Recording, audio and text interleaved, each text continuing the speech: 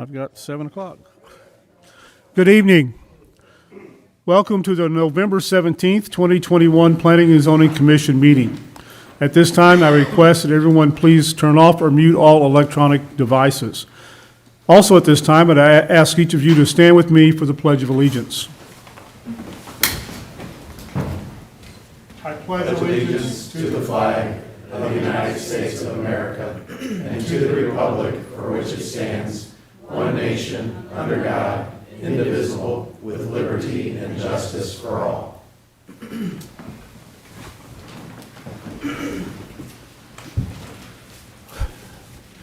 Applications for conditional use permit requests and rezoning requests will be heard during tonight's meeting, and the Commission will vote on these applications and make a recommendation to the County Council. The applications will then be scheduled to be introduced before the County Council at the Monday, December 6th, 2021 County Council meeting. Public comment for conditional use permit requests will be taken during tonight's meeting and at the County Council meeting on Monday, December 6th, 2021. Public comment on conditional use permit applications will not be taken at any meeting of the County Council held thereafter. Applications for preliminary plats heard during tonight's meeting will also be voted on by the Planning and Zoning Commission during the meeting. The vote on preliminary plats is final. Only a recommendation for denial of a preliminary plat will be heard before the County Council at their Monday, December the 6th, 2021 meeting. The following documents are introduced as a matter of record for this evening's public hearing and regular meeting of the Planning and Zoning Commission. Those documents are the Unified Development Ordinance of St. Charles County, including zoning maps, and the year 2030 Master Plan for St. Charles County, which includes the year 2030 Future Land Use Plan Map. I see that we have a quorum. Ms. Bamer is participating online, so that gives us our 6. Is there a motion to open the meeting? Move. Is there a second? Second. All in favor, sign aye. Aye. Our meeting. Thanks, Tracy. Now, before we start with our agenda, we've had a couple of changes. There was a preliminary plat at the Autumn Hollow subdivision development. That's been continued to our December meeting. And then there was a conditional use permit request, CUP 21-20, located at 2440 South Highway 94. This conditional use was for the construction of a wedding venue. That has been continued to our December meeting. So if anyone's here for either one of those two items, the Autumn Hollow preliminary plat or the conditional use permit 21-20, the wedding venue, that will be held, be on our agenda in December. How our meeting works, if you've not been here before, I will read into the record the application. Then we will ask staff for their report. Members of the commission may ask staff questions that may come up during the report. Then we'll have the applicant to come forward and present the application, answer any questions that the commission may have. Then we will open up the meeting, open up the public hearing for the application. Anyone wishing to speak regarding the application can come forward and speak. If you're going to speak, we have these little white cards. They're here at the end of the table. Please fill out one of these. This way we ensure we get your name correct in our minutes. We will then close the public hearing and then ask the applicant to come back and address any questions that may come up as a result of the public hearing. And then the commission will consider the application and vote. That's how our procedure works. The first item on our agenda this evening is conditional use permit request 3678 Highway D, application number CUP 21-17. The property owner is Gerald L. Wolf and Sharon Wolf. The applicant is Russell Bean of Selective Solutions LLC. The current zoning is C1 Neighborhood Commercial District. The 2030 Master Plan recommends low-density residential land uses.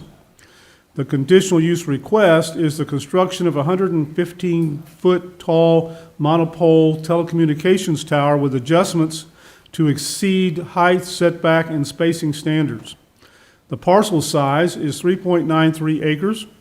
The location is on the south side of Highway D, approximately 1,000 feet east of Highway Double D. It's located in Council District 2. Staff. Okay, this is what some people may know as Wolf's Highway D storage property. It's on the south side of Highway D. And although the parcel is 4 acres in area, it's a narrow and long, deep parcel, I should say. So the proposed tower is not on the front of this parcel, but it's towards the back. The area along Highway D is mostly zoned agricultural, but there are some parcels that are zoned commercial, and this is one of those. This property was zoned to C1 Neighborhood Commercial District in 1978. And the county's telecommunications ordinance allows, under specific conditions, the county's ordinances do allow towers to be constructed and operated by right in commercial zoning districts. And one of those standards is, for instance, that to obtain a permit by right, a tower in a C1 neighborhood commercial district would be no more than 85 feet tall for 2 or more users. Also that the distance of the center of the tower base to the nearest agricultural or residential zoning district property line should be no less than the height of the tower. And additionally, there's a 1 mile spacing distance between telecommunication towers. So any deviation from those standards can still work, but it has to be approved by conditional use permit, meaning that it's a discretionary approval. It's reviewed by the Planning and Zoning Commission and the County Council under the conditional use permit criteria.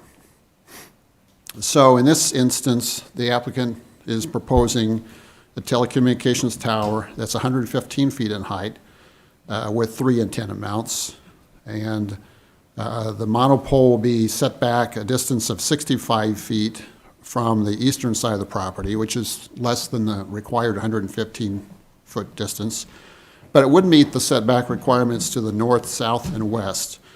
Additionally, the tower would be less than the 1 mile required spacing distance from any other towers, in that there is an existing telecommunications tower on the adjoining property about 500 feet away from this tower. So again, it would not meet that 1 mile spacing distance. The county's telecommunications ordinance again allows the county council to adjust the minimum tower setbacks and spacing requirements only by approval of conditional use permit, and I'm quoting here, only for good cause stated and shown. So in addition to the criteria that you normally review conditional use permits, you may want to also think about the question of, is there good cause stated and shown for not meeting those setback and or spacing requirements. Under the county's conditional use permit standards, would the establishment, maintenance, or operation of the conditional use be detrimental to or endanger public health, safety, or the general welfare?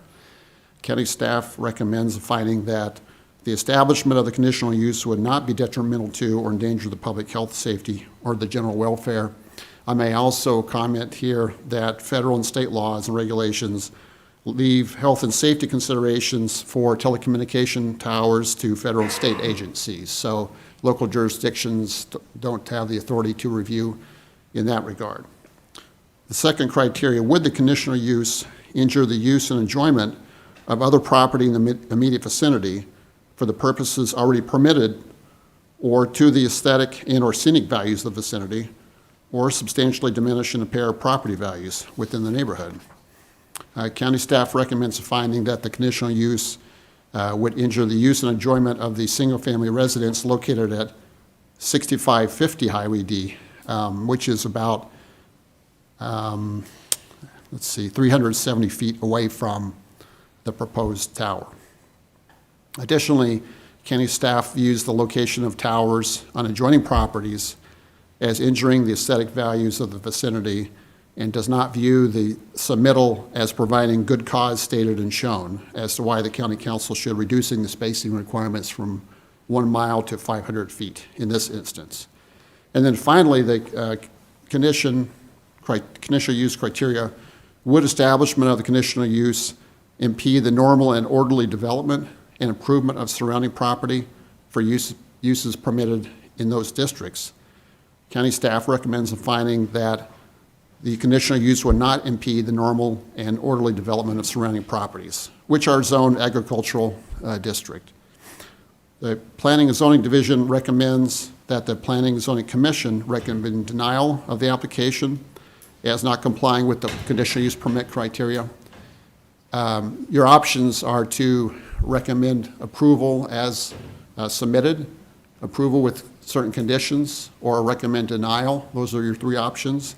If you should choose to recommend approval with conditions, county staff has provided in your memo 4 conditions for your consideration. You could ignore those. You could. It's a starting point for you to for your discussion, but you're not bound to accept those. Any questions for staff? Yeah, I do. On this 1 mile requirement, and this one being, in this case, 500 feet, is it for aesthetic purposes, or is there actual interference of the receipt of, and the frequencies of the calls and things like that? I mean, what is the 1 mile based on? The county's had our 1 mile spacing requirement in our telecommunications ordinance since, for years. I'm not sure how many, a couple decades at least. And my understanding is it's in order to reduce the proliferation of towers in unincorporated St. Charles County. But it's not, the reason is not because of interference. And in fact, questions about coverage and strength of signals and things like that, those are matters that are left to the applicant and not really to local jurisdictions to review. I see. So it's really the aesthetics of it all, more so than anything. Right. The proliferation, and then the introduction of an intrusion, and the visual intrusion of towers. Okay. Okay, thanks. Any other questions for staff? Hearing none, we'll ask the applicants to come forward.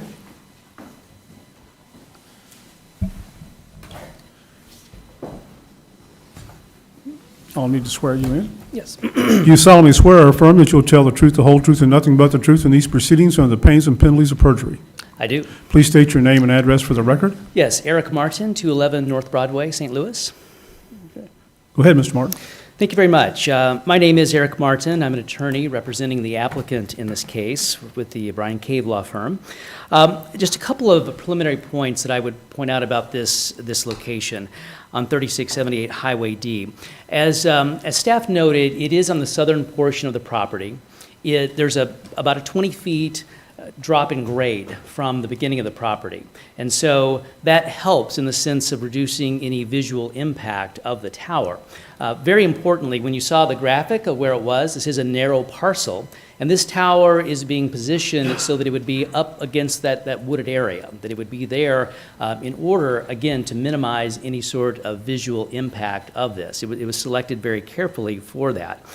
It's also located beyond some existing mini warehouse storage buildings, which again helps in terms of this being a commercial area and being an ideal spot for a cell tower.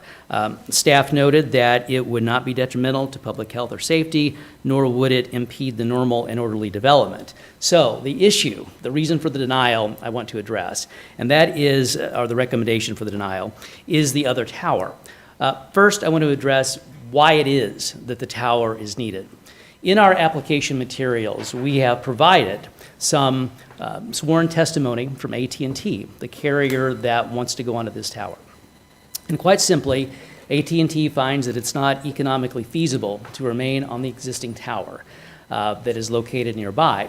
This is an issue that's sort of playing out across the country as AT&T has a master lease agreement with SBA, the other tower company, where AT&T has determined that it is not economically feasible, given the lease structure, to stay on some of these higher cost towers. Again, that's in the packet. Tim Brenner, the Director of Network Planning for AT&T, provides that. It's not a decision that AT&T makes lightly, because there are capital costs for AT&T with decommissioning its equipment and moving on to another site. But at its core, the reason for this is that the situation that AT&T finds itself in is that it's impeding the ability to bring the latest in technology and also to provide the Firstnet public safety type of service that it desires to do. We've provided, again, that information about Firstnet. As Tim Brenner indicates in his sworn testimony, the current lease structure with SBA impedes the development of this Firstnet. Mr. Bean, who will join me in just a moment, who has some very site-specific details, can speak to this further, but Firstnet was developed after 9/11, when first responders had difficulty and they were impeded in their communications because of the clutter that was on the different bands of communications. Firstnet is a program that's designed to eliminate that by providing first responders with their own band so that they can communicate directly with each other. That's what this new tower would provide, the ability for AT&T to provide that service. And again, that's addressed in the packet. Now, the issue is raised about the county's current 1 mile separation requirement. I wanted to provide this board with the background for why this was needed and what it's for, but I would note at this point that part of the consideration also is that Missouri law prohibits the consideration of the other tower as in terms of a 1 mile radius for being a reason to deny this. The Uniform Wireless Communications Infrastructure Deployment Act, it's a mouthful, but it reflects the desire of the General Assembly that the development of communication infrastructure, specifically cell towers, is extremely important in the state of Missouri. Certainly, I think the pandemic has certainly heightened our appreciation for the need for strong cell coverage as more people work from home and dealt with that. Indeed, cell coverage is one of the primary factors in home buyers deciding where to locate. So I think that if you look at this Communications Deployment Act, and I provided this to your county counselor, our explanation, but it's quite clearly that states that you can't evaluate these towers based upon the location of another one or the ability to co-locate on another. All of that is off limits.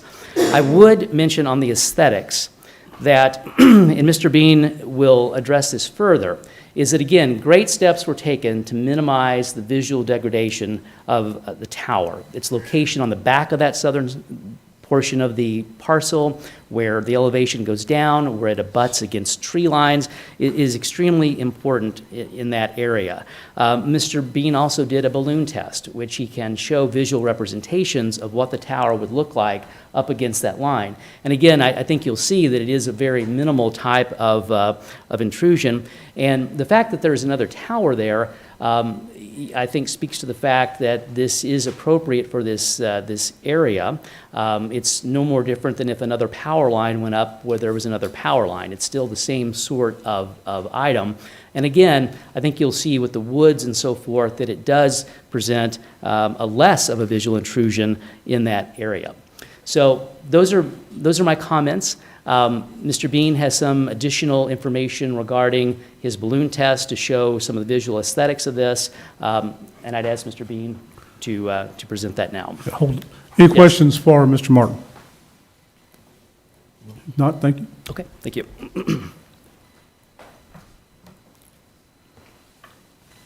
You solemnly swear or affirm that you'll tell the truth, the whole truth, and nothing but the truth in these proceedings under the pains and penalties of perjury. I do.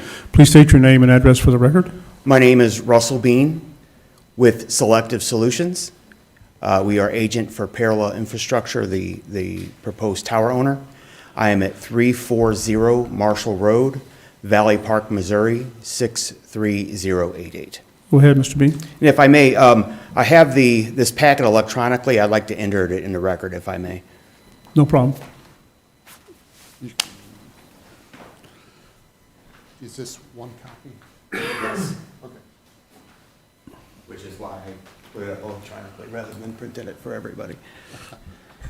You can, do you need to show any of this now? It's all on the, It's all. everything in there is up there. I see, okay, this is the paper copy of that. Correct. Okay. Thank you. If I might, as I mentioned, my name is Russell Bean. I'm with a company called Selective Solutions. I've been doing this since November 17th, 1999, which is 23 years ago today. And my very first case was right here at St. Charles County. So it's we've been partners since then. We are working for Parallel Infrastructure. Parallel Infrastructure was engaged by AT&T to help them in what they call their flood program. And what the flood program is about is that AT&T has their antennas on tower owners throughout the country. A lot of these towers they built in the late 90s, early 2000s, and they're still under the lease and escalation rates that were initiated when that tower was built. After they sold the towers or were locating on an addition, a new tower with a company, technology since 1999, technology's changed about 8 times. And every time they go to amend their equipment on a tower, it's never, hey, your antennas are, you're putting up less antennas, we're going to cut your rent. It's always, you're turning a screw, we're going to raise your rent. And a lot of these towers, where they're at today, are 5 and 6 times what they would pay on a new tower. They have been working with the owner of this tower, SBA, for several years, trying to renegotiate their deal so that they can bring their rates to a more affordable level, and they have just not made any progress. They are what we would call a difficult landlord in this industry. They are therefore moving on to this new project, which is to build new towers, and they have negotiations. They have agreements with multiple tower owners who are building towers and are giving AT&T not only an affordable rate, but a levels for the future that if they change equipment, their rent's not going to double and triple every time they add equipment. On this tower, we've all heard of 5G. And AT&T doesn't even have 5G on this tower because this tower was to add 5G was going to make it economically unfeasible for them to continue with 5G on this tower. They also want to add Firstnet. As Eric explained, Firstnet is a pretty big deal. It was a program started by the federal government that was bid on by all the carriers. It was granted to AT&T. This literally is a phone, if you will, phone company strictly for first responders, ambulance, fire, police, any first responder. St. Louis County is on Firstnet. And what is it exactly as he said, if there's an incident where the normal cellular lines are going to be jammed up with people trying to find out what's going on in an emergency, the Firstnet operates that the only people that will be on this Firstnet is the first responders. And it's just a safety factor for making communication easier. There are a lot of Firstnet customers in the greater metropolitan area. The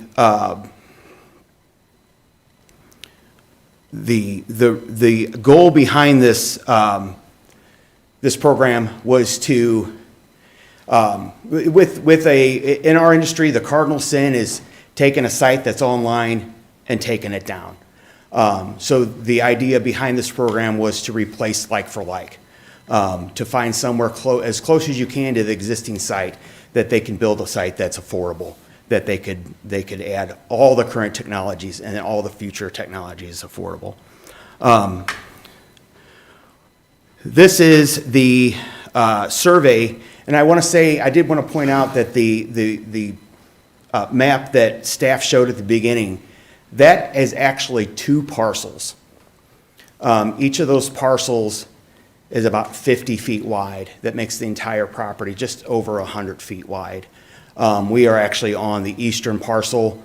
That's the land. I know the landlord has plans for the western side. I don't know exactly what they are, but they said, hey, if you guys can get in the back on the eastern parcel, that would be best. And believe it or not, Mr. Wolf is actually very concerned about how this would be visually around, and that's why he suggested we go back in the trees, and that's why again we're back in the trees.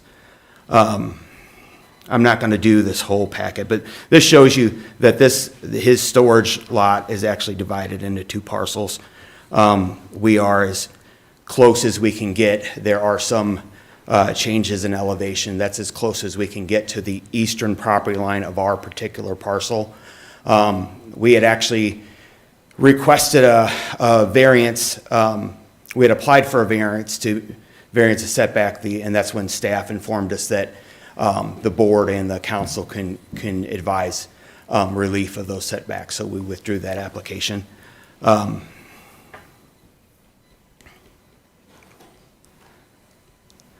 This is an elevation view. One of the conditions was we make it a monopole.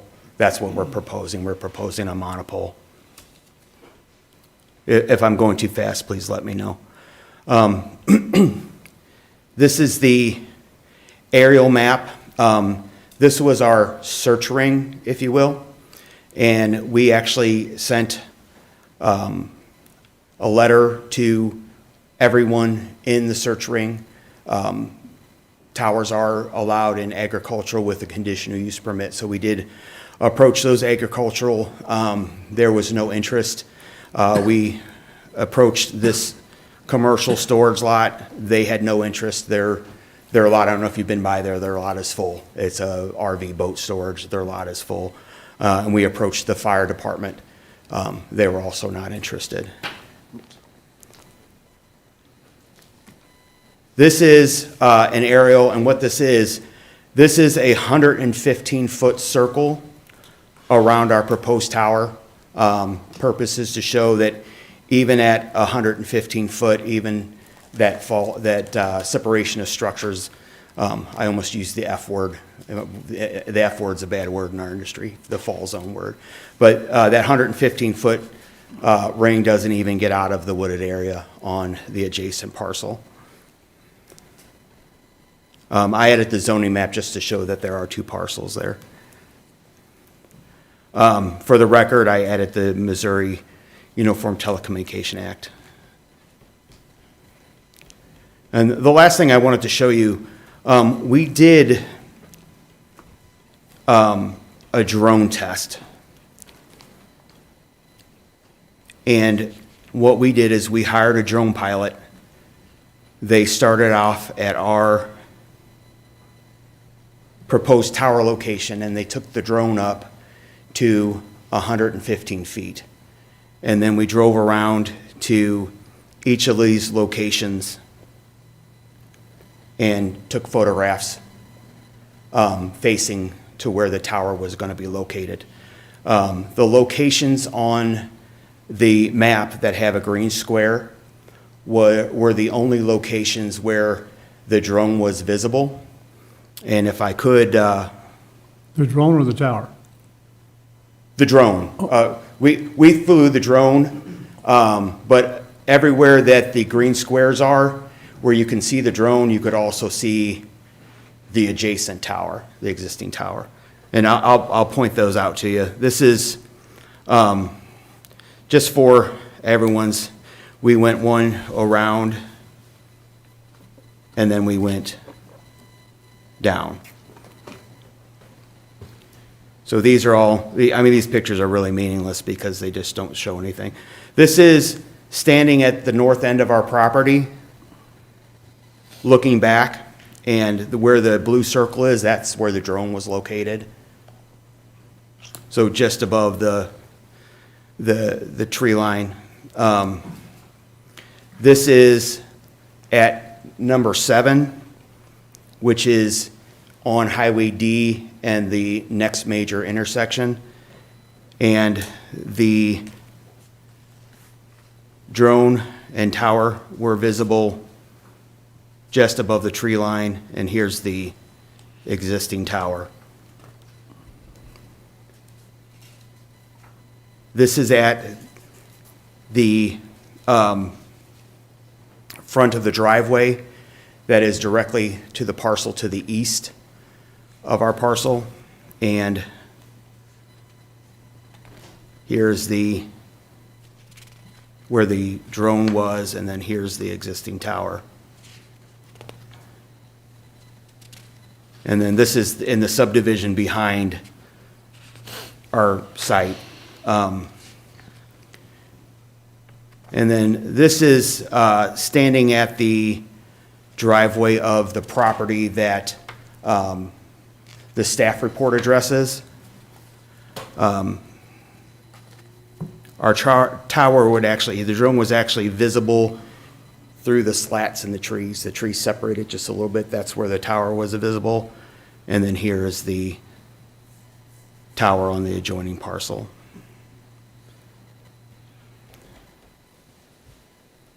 I don't know, there's an attorney here tonight from SBA, and they bring propagation maps. I have propagation maps. Propagation maps show coverage, and this really isn't about coverage. The area is covered. What we're concerned with tonight is about capacity, adding 5G, making that tower accessible to more users, to allow the signal, the 5G, the stronger internet signal, the stronger phone signal to reach more people. And I've actually used this analogy here at this board before. It's like a water pipe that has users all the way down the end of it. There's only so much water going through that pipe. And if the people at the front of the pipe have their spigots open, then the people at the end are just going to get the droplets that are left over.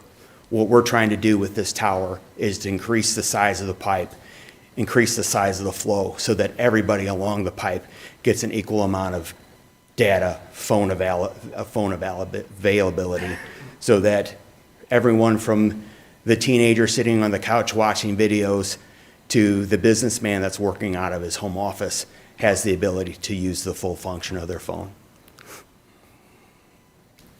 Again, Eric had mentioned AT&T's support. They are in this letter.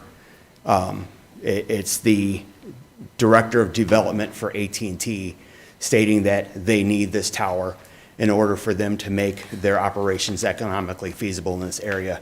They need this tower, and that they are committed to going on this tower should it be approved. And I've already explained Firstnet, But that concludes my presentation. I won't bore you with the little minute slides in this program. Any questions for Mr. Bean? Just a quick question. What would AT&T do if we denied the conditional use? Would they go find another tower, or I guess what would be the alternative? The alternative would be to stay at the existing site, operating at diminished capacity, continuing to operate at 4G and 3G. 3G is going to be turned off at the end of the year. So this would just be an underserved area for AT&T. And I'm sure eventually down the road, they would try and propose a different site. But currently, they would just have to stay where they're at, operating without FirstNet and without the 5G. And is this antenna just proposed for AT&T? I know you mentioned capacity increases, so are there other carriers that are eventually going to join on this tower, or I guess what is the future use plan? That's the hope. They are actually building it. Parallel Infrastructure is a vertical real estate company. They're out there trying to get as many people as they can on their tower. Dish Network is coming. They're building a nationwide 5G network. They actually are a preferred vendor of Dish Network. So there's a possibility of Dish Network moving when they launch, coming to this site. Sprint and T-Mobile are merging. I know they're not exactly happy with current situations with other tower landlords. But they are building this for multiple carriers and are open to whoever wants to come on the tower to come on the tower. But nothing has been... There's nothing currently, but they do have the ability to add carriers should that opportunity come. I have a question. This FirstNet program, is St. Charles County currently covered by the FirstNet? I cannot answer that question. I should know the answer to that, but that the FirstNet person was not available to answer that question. I know they've been approached. The salesperson for FirstNet, I know, has been in conversations with St. Charles. Okay. Any other questions for Mr. Bean? Yeah, I guess the question, I know it's this type of tower is permitted by the zoning at 85 feet. Does it just not work for coverage, and that's why you're going up for 115? That's correct. Okay. That's correct. We are, on the current tower, they're at 115. In order to make a clean swap, they need to be at 115. So there's no way, you've looked at 85, and there's no way 85 would work? AT&T actually approached us about if it was too late for us to raise the height of the tower. They actually went at 130, and we had already applied at 115. And knowing the setback too, I mean, if you go 115, you got a 115 setback. That's why we've got a CUP today. And there's no way that there's been any other properties that you've looked at that would meet that setback Not requirement. that fell in within this ring. But, you know, the most important item when we're looking at sites is willing landowners. And that's where, and I always use the needle in the haystack. Once you find the needle in the haystack, stop looking. We did send letters to every property owner within this ring, and the only response we've got was from Mr. Wolf. And, you know, we looked at the advantages of this property is that it was zoned commercial. There's commercial to the west. The northernmost of the adjacent property is zoned commercial. Across the street is zoned commercial. So this really was, out of the opportunities we had, this really was the best location to go. So I have a clarification, excuse me, clarification question. So it sounds like what you're saying to me, if I can boil it down, is that you're needing this tower for the purpose of economic competition. That basically the current tower owner has a monopoly that because of the rules where nothing else is able to be built within a 1 mile radius, they can blackmail you into paying whatever rates they want? That's correct. And so you're wanting to build another tower to be able to have a more economically feasible price and hopefully to benefit the customers as well, because obviously if your prices go up, if AT&T's prices go up, everyone else's prices go up as well. Am I understanding this You correctly? are, that is 100% accurate. Okay. We are trying to create more of a free market economy in this area, create competition. That is correct. And actually, that our boss at AT&T keeps driving that point to us and wants us to lead with that, but it's not always the most understood of opportunities, and I appreciate you bringing that up. That's what it sounded like to me. I Yeah, just wanted to that make sure I is was it. I understanding mean, there, correctly. we're in a situation where we are paying about 4 times what we would pay on any other tower in the greater Midwest. And the inability for AT&T to negotiate with SBA, and they might even come up tonight, they've done this at other board meetings where they're like, we're gonna give AT&T a 50% discount on our tower. And then the next day we go up and we go, hey, we wanna know about that 50% discount. And they're like, what 50% discount? And it's really not just about this site as much as it is every site we're on with SBA throughout the country. SBA and AT&T had a meeting of the minds. All the vice presidents and presidents met, and SBA got up and walked out of the meeting because they were just not going to negotiate on what we call future use. And that's the big question is, in 6G, they're already talking about 6G. When that comes 4 or 5 years down the road, how much more are they gonna, and it gets to the point where technology is changing so fast, and we've made, just for example, with Sprint, in a span of 3 years, they went through 3 different sets of technology, and every time they went into a tower owner and said, hey, we want to take down these 3 radios and we're going to put back up 2. Okay, that's a 20% increase. And we're like, we're taking up less structural capacity. You're changing your equipment, blah, blah, blah, blah, blah, 20% increase. So that's what's happening here, and that's what we're trying to overcome. It's very, we're not here lightly. It's very expensive to build a new tower. It's very expensive for myself and Eric to show up. I mean, we wouldn't be here if there was another option. But thank you for bringing that up. But just this one tower in all of St. Charles County is not going to lower my bill. Most likely not. Probably not. I'm a loyal AT&T customer. Yeah, that's a popular question at these hearings too, is, well, how is this going to lower my bill? And maybe not lower your current bill, but slow down the rate in which your bill increases in the future. Any other questions for Mr. Bean? Seeing none, thank you, sir. Thank you. We will now open the public hearing for application CUP 21-20. Anyone wishing to speak regarding this application?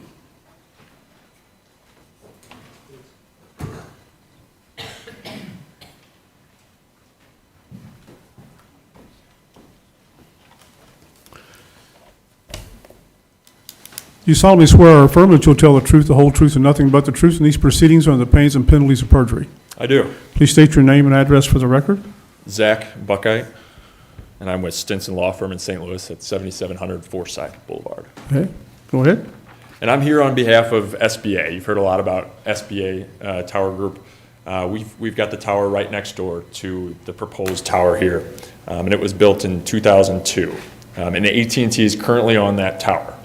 So I just want to address a few of the points that were brought up by the gentleman that just spoke, and talk a little bit about why I don't think the county should go against the rules here, and I think the tower should be denied. First of all, this tower is at 3666 Highway D. It's the exact same type of tower that Parallel and Selective are proposing to build. Exactly the same, 115 feet monopole tower. And it's funny, I was just emailing with SBA, and there's no reason that AT&T can't put 5G on that tower. It's simply not true. I don't know what AT&T has put forth as sworn testimony, but if they have indeed in that packet said that they can't put 5G on the SBA tower, they're just wrong. The other point I want to address first is that we're aware of no negotiations. Per our site marketing manager, they have not approached us with any complaints about technological issues, coverage issues, capacity issues, or pricing issues. This tower is not that high priced for the region, and what you're seeing here is a practice that's happening across the region and actually across the country. We just came from Rolla. I know Russ from Rolla as well, where they're going through the same issue. Selective is coming into these communities and building towers very, very close to SBA towers. Why? Because AT&T has hired them to. Why? I don't know why AT&T is doing this, but I can assume it's because they're trying to save money on rent. I think they've alluded to that. It's not economically feasible for them. Now, but you also heard the applicant say, if this application is denied, AT&T is not going to go anywhere. They're already on the tower right next door at the same height, on the same type of monopole structure. So why would they come and build a tower right next door? Well, I'll tell you why. Why I think the reason is to save money. And the reason, and you just pointed it out, Councilman, is you're not going to see any real savings on your bill, right? And coverage in the area is not going to significantly change. But since the state statute was brought up, and you have it in the packet that was submitted by the applicant, I want to bring up a couple other points in the state statute. The state statute also says you can't consider the business decisions of the applicant, this quality of service of the applicant, and other potential locations for the tower. So I've got some issues with the state statute and the arguments that were put forth by Mr. Martin. There is a section, it's subsection 2 of the state statute you have. It's subsection 2, I'd encourage you to read that. It does not say you cannot consider other towers. It does not say your county ordinance is unlawful. No court has said that, not a single one. Not the legislature, not a single court in this state has said that. Your statute says towers should be a mile apart. It's been there for decades, like your staff report says, and it's there for good reason. Now, if you deny this application on the setback and on the spacing distance requirement, that's lawful in my mind. No court has decided that. The state statute says you cannot consider other available locations. Your ordinance is not asking you to consider other available locations. It's just asking you to consider proximity. This tower is less than 500 feet away from the proposed tower, not the mile requirement. There's a difference there, and it's an important one.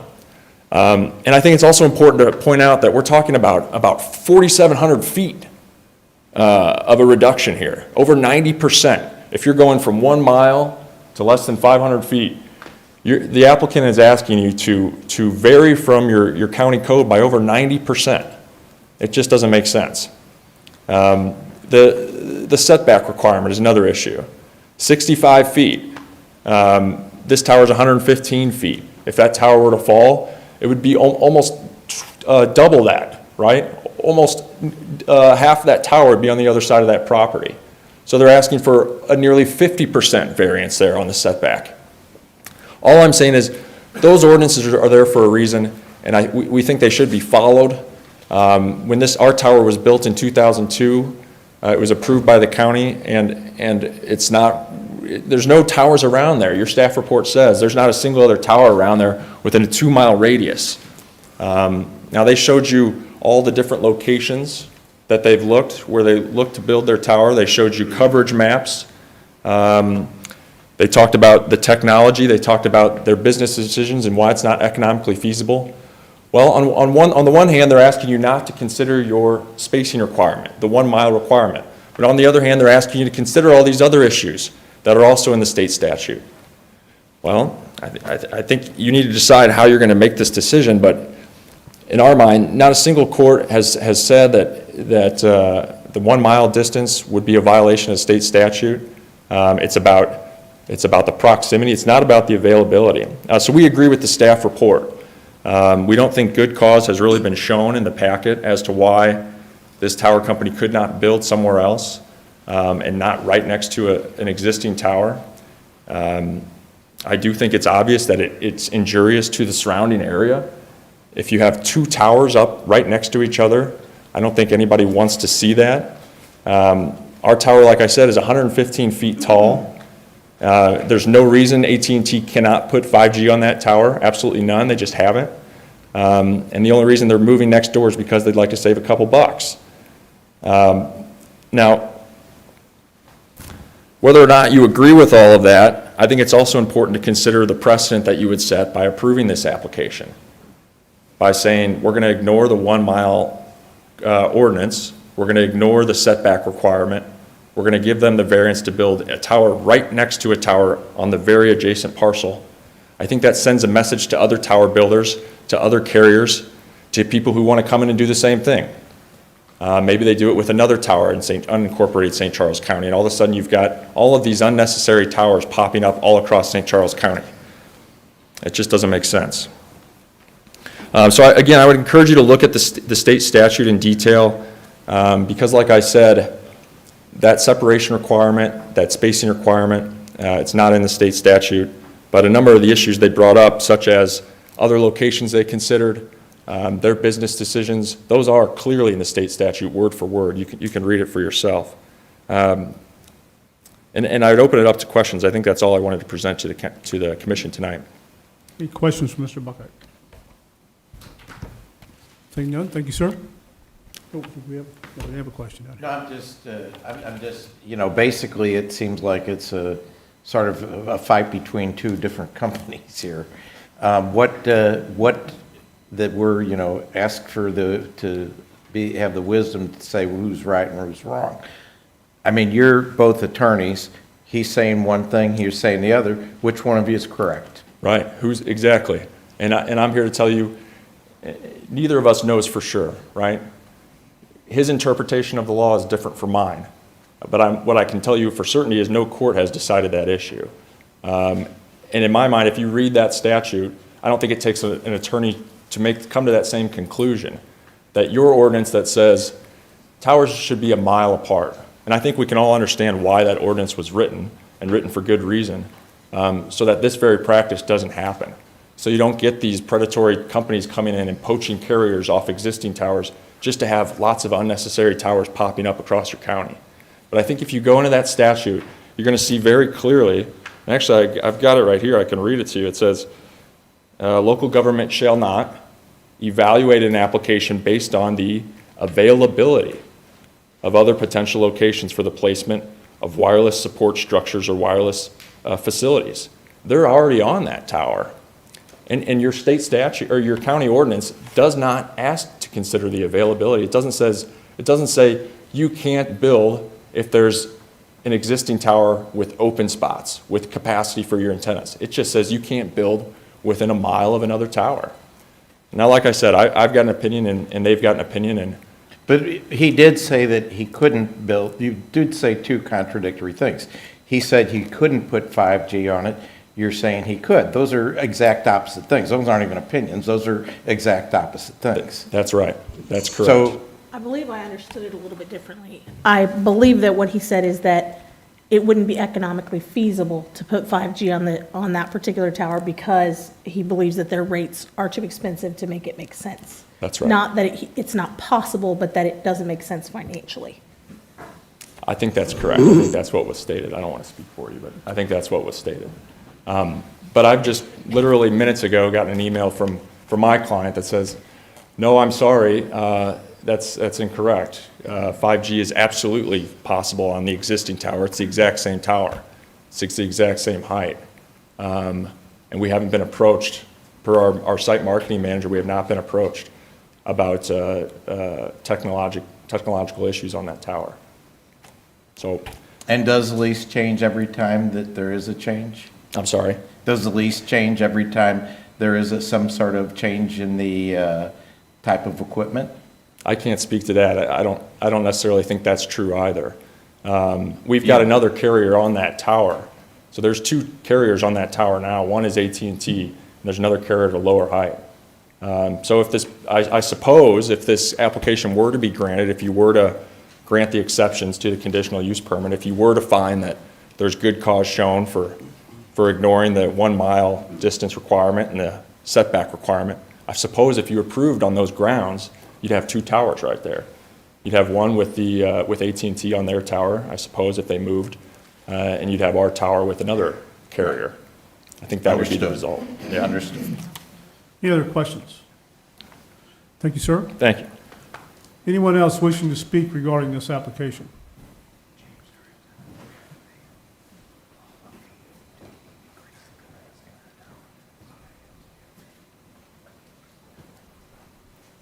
Marty, what's the problem? Did you break something? Yeah, unfortunately. Oh, my goodness. Had a fight with a ladder. You solemnly swear or affirm that you will tell the truth, the whole truth, and nothing but the truth in these proceedings under the pains and penalties of perjury. Yes, I do. Please state your name and address for the record. Thank you very much, Mr. Chairman, members of the commission. My name is Arnie C. A.C. Dienoff, County Public Advocate, mailing address P.O. Box 1535, O'Fallon, Missouri. We all understand the Federal Communication Act, and we all understand our state legislature and some of the state statutes. However, Southwest St. Charles County is the beauty and is our wholesome part of our county, that we want the beauty and less obstructions to take place in that part of the county. It's our tourism attraction, and it's our future for the county. I am in full opposition, along with talking to council members who are opposed to an additional tower, which would break our 1 mile rule under our county codified code. Take the co-locations, put that issue aside, and Chapter 67.5094 of the revised state statutes. The cluster or tower issue is at stake here. The co-location, put that on the shelf. Unfortunately, the tower lobbyists are winning in both the federal and the state legislation, but yet our county codified ordinance has been upheld and has been used for decades and has never been challenged in any court of law. We need to draw a firm line in the sand here. Enough is enough for pure profits and greed. I believe our residents come first over corporations. Our county ordinance has a great legal sound footing, and I would ask that the following be adhered to and denied by this commission. I ask this commission to instill the 1 mile rule of towers, that you adhere to the 80-foot height rule, and number 2, that you deny the 30-foot additional variance request that the applicant is requesting. Number 3 condition that I'm asking that you require a full engineer review by a third independent party. I believe that this can be easily done. I believe that it can be done at the expense of the applicant, but the county gets to pick the independent party to do the fair engineering review. And that is upheld in many court cases, the state statute, and I believe our codified ordinance. I do not see any hardship or see an engineering reason that's detailed of why they need the additional 30-foot height requirement. I want to contest and challenge this point. The third issue that I'd like to have you deny this issue on is the fall zone concerns. Your number 1 priority is the health, safety, and welfare of all county residents. And this is a warehouse or a storage warehouse facility that it's a public usage type area. Not to mention the effect on the adjoining properties in a safe fall zone. So this fall zone would affect the adjoining property owners in the back of the property, the rear of the property. If you tend to approve this issue, I would like the following conditions to be added. That the tower only be 85 foot, that there be a fair fall zone radius, that a condition be put on that the tower look like a pine tree. And the next condition that I'd like you to put on is this is a temporary technology.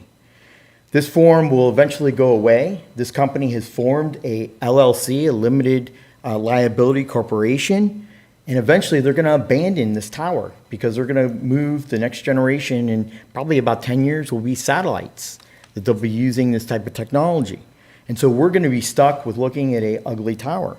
I would ask that you place a condition that a $75,000 bond be placed by the applicant if the tower is abandoned, to make sure that it's removed and taxpayers aren't fit with the bill. Please vote no for big corporation profits because the rent increased, and vote no on the resident side. There were 6 emails of full opposition. I'm fully opposed to this tower. If it goes forward, please place my recommended conditions on the conditional use permit. That's in your full legal preview. We are getting squeezed by large corporations. Please protect the residents and the county as a whole. We should not be caught in the middle of the turf war and rental wars. By approving, you are in essence throwing out our legal and valid county codified ordinance, and I'd hate to see that be disturbed. Unfortunately, if this is approved, I believe that a judge or a jury will have to decide who is right and who is wrong. I encourage you all to vote no against this tower. It's the wrong thing. It's too close to the additional tower that's several feet in the same neighborhood. If there's any questions, I'll be more than happy to answer them. Any questions for Mr. Denoff? Thank you, sir. Thank you. Anyone else wishing to be part of this public hearing for CUP 21-17? Anyone else? Anyone else? The public hearing is now closed. We'll ask the applicant to come back.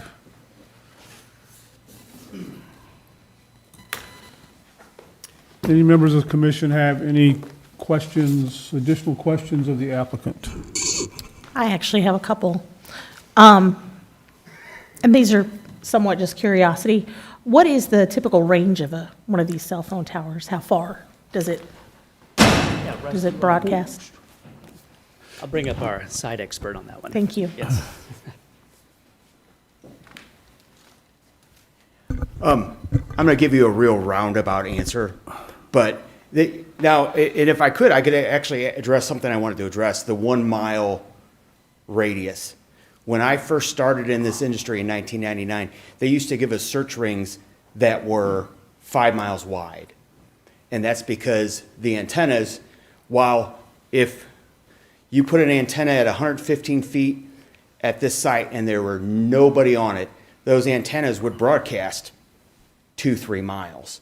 But really now it's not about how far, but how many. And what happens when there's traffic or just the residents that are in the area and the businesses that are in the area, that really shrinks down the area that it serves. The last set of search rings I got, they were in the hundreds of feet. We have to be within X number 100 of feet with in this search ring. So it's really gone down from 5 miles, 3 miles, 2 miles, 1 mile. And there was a time probably when this ordinance was written that 1 mile was a legitimate request. Now, if you go down to St. Louis City, they're putting these every block. They've got 30-foot sites that they're putting up because there's so much users. And if you think about in 1999, who had phones? Rich folks in their cars. And they were putting them at commercial places, and they were putting them along the highway because that's where it was used. Now think about who has phones. Everyone has a phone. So it's really a matter of the capacity of each site determines how far out that signal goes. I'm at Highway 141 and Highway 44, and there's one tower that serves my office. Between 8 a.m. and 10:30 a.m. and 4 p.m. and 6 p.m., I can't use my phone in my office because the highway traffic sucks up all the usage. And really, the simple answer to your question is, yeah, if there was nobody on this tower, it could broadcast probably 2-3 miles. But with the usage in the area, that really has shrunk it down to where these are broad. This one would, if I could actually pull up the,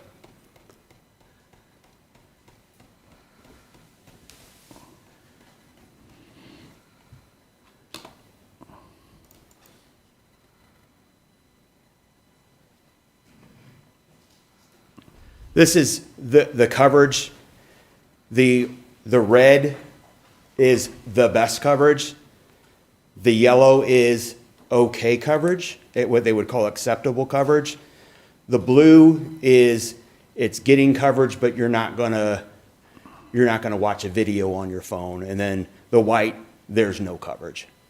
And where is this tower located? This is the tower we're proposing.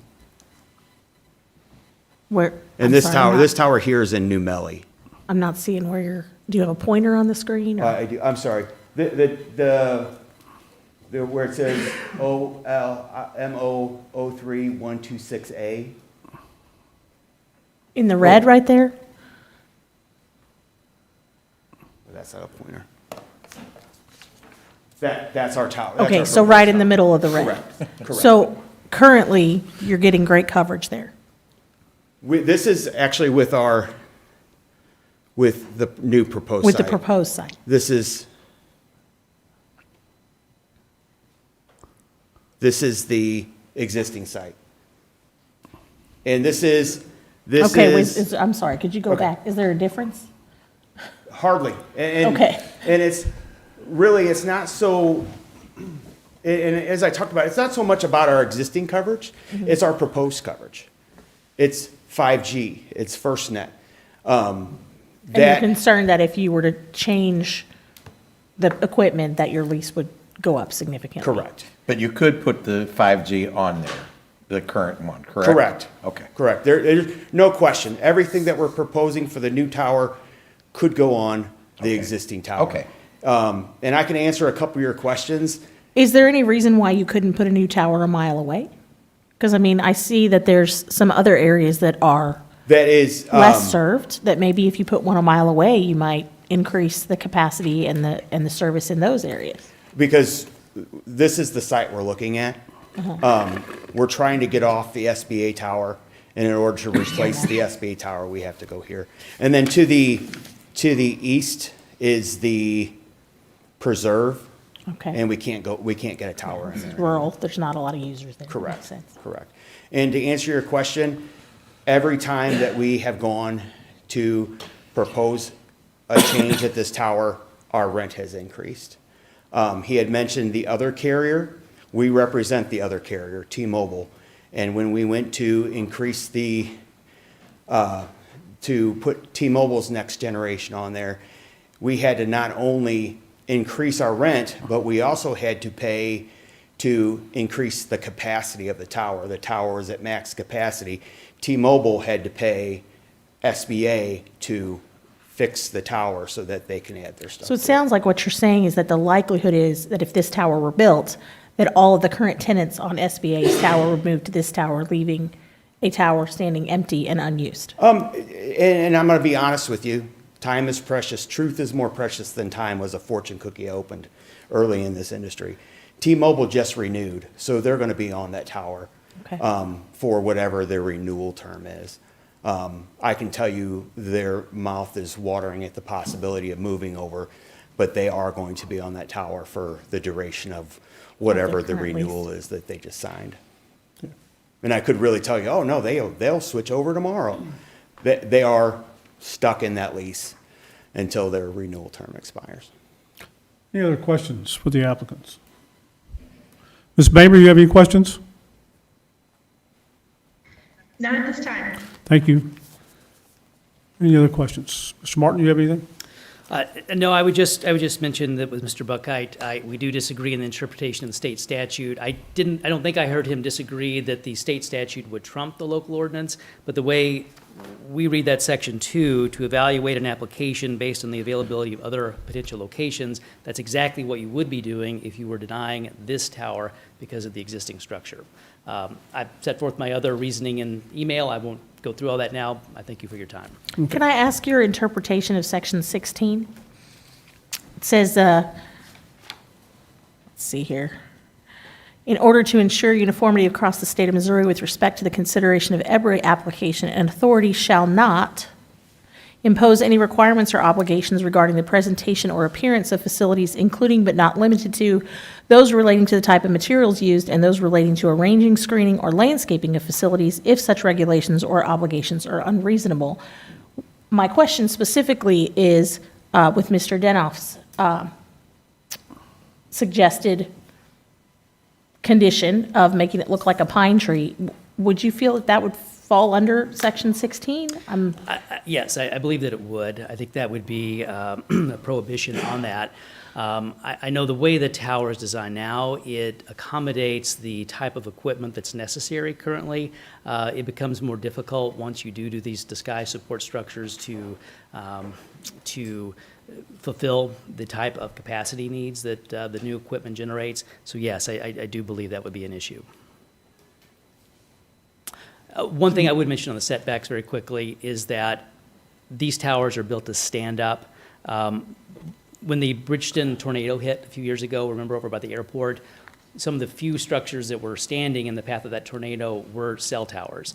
And so the setback requirements are not a safety concern in the sense that there is ample room from where the tower is, and a one-to-one type of fall zone is not warranted, and especially given the location where you saw it was in the back of those woods.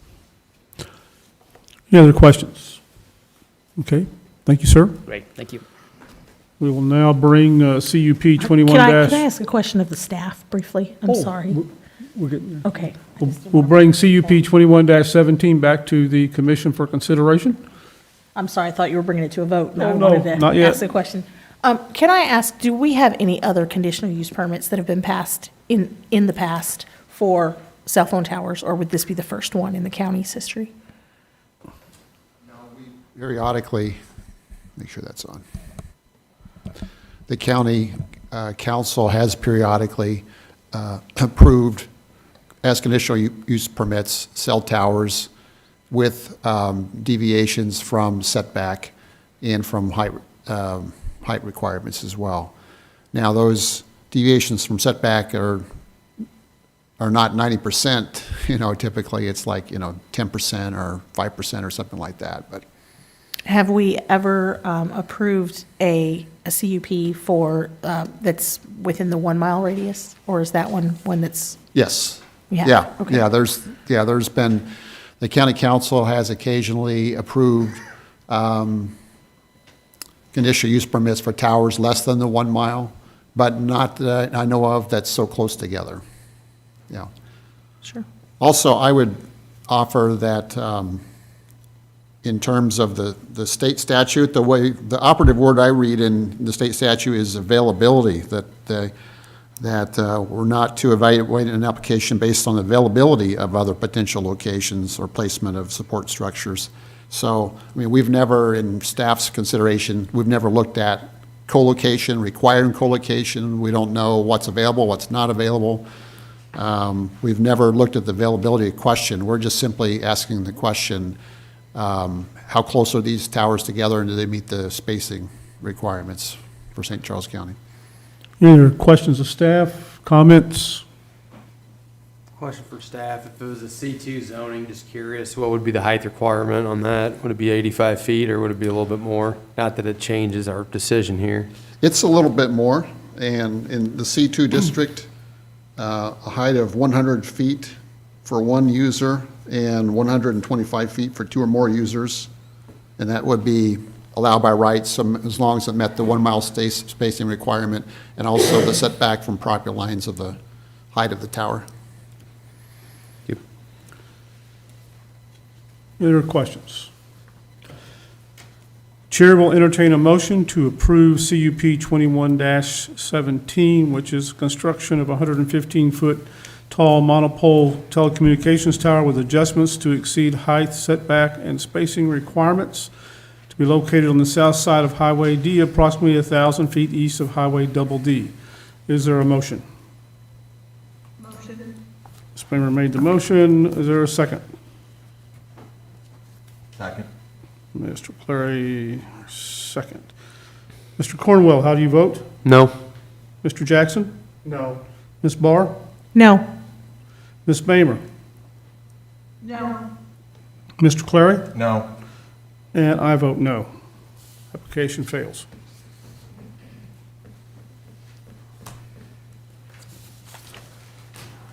Okay.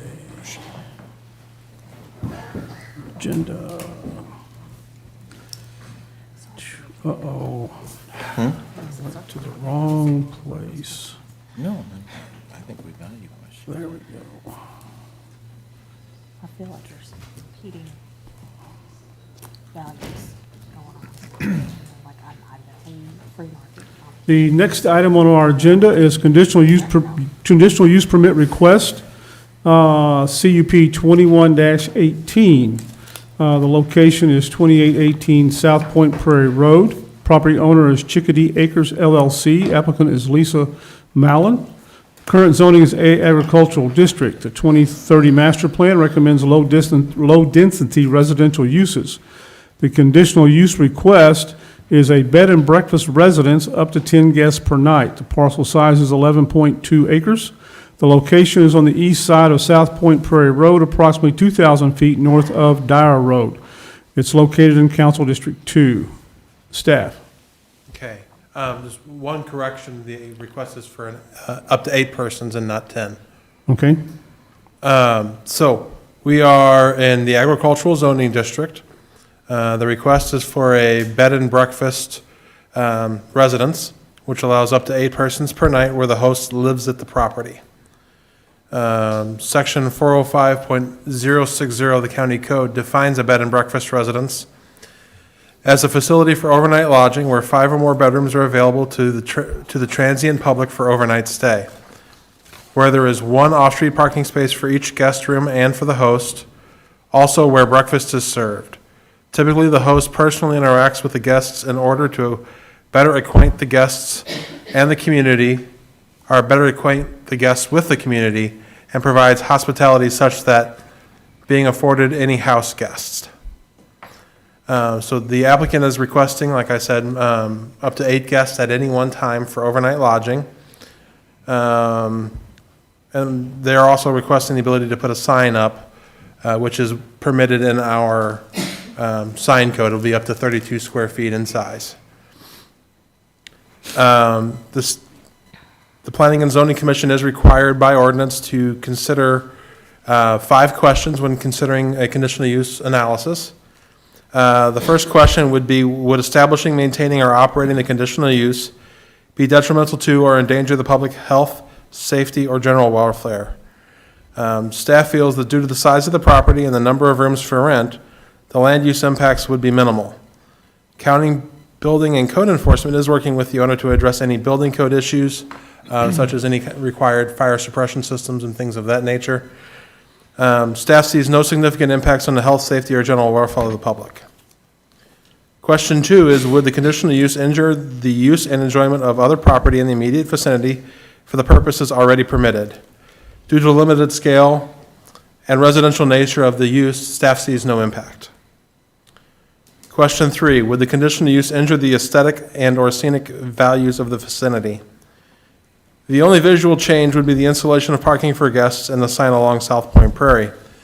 The sign has a small potential to impact the views of the vicinity, but the parking should be residential in nature. It wouldn't really be observable as parking. Question 4 is, would the conditional use substantially diminish or impair property values within the neighborhood? Staff sees no evidence of this. Question 5 is, would the conditional use impede the normal and orderly development and improvement of surrounding property for uses permitted in the zoning district? As the use is to be inside the existing home and there's no commercial type structures that will be built, staff sees no impact on the future development of the area. Staff does recommend that Planning and Zoning Commission recommend that County Council approve the conditional use permit with the following conditions in conformance with section 405.510.b of the county code.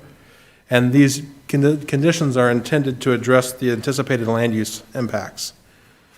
Number 1 would be a site plan conforming to the concept plan as attached as Exhibit B in this staff report.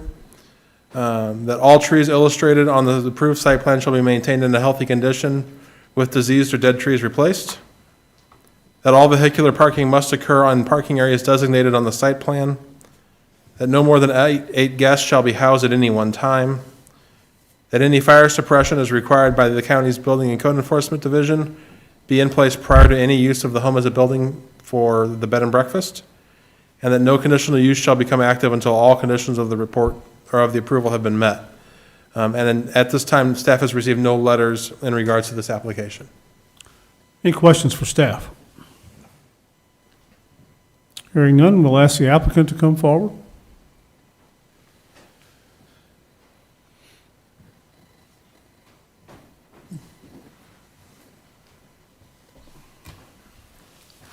Do you solemnly swear or affirm that you'll tell the truth, the whole truth, and nothing but the truth in these proceedings or in the pains and penalties of perjury? Yes, I do. Please state your name and address for the record. Lisa Milan, 2818 South Point Prairie Road, Wentzville, Missouri, 63385. Okay, go ahead, Ms. Milan.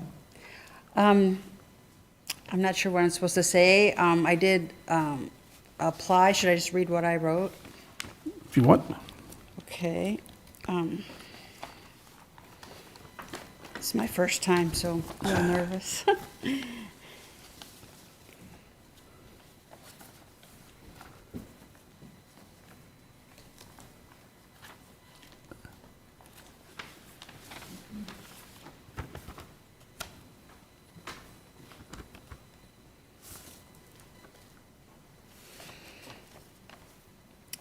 I bought a beautiful home in May. I just relocated back to Missouri after being gone for a long time. My home is perfectly suited for a bed and breakfast. I don't think it's going to harm my neighbors at all. My house is actually set back 2/10 of a mile from South Point Prairie Road, and you kind of go through some wooded area to get there, and it's surrounded by woods, and it's just a perfect place. I'm not into wild parties. It's not going to be loud for my neighbors or anything like that. But it is going to be a quaint and beautiful place that people are going to want to come to. Okay. Any questions for the applicant?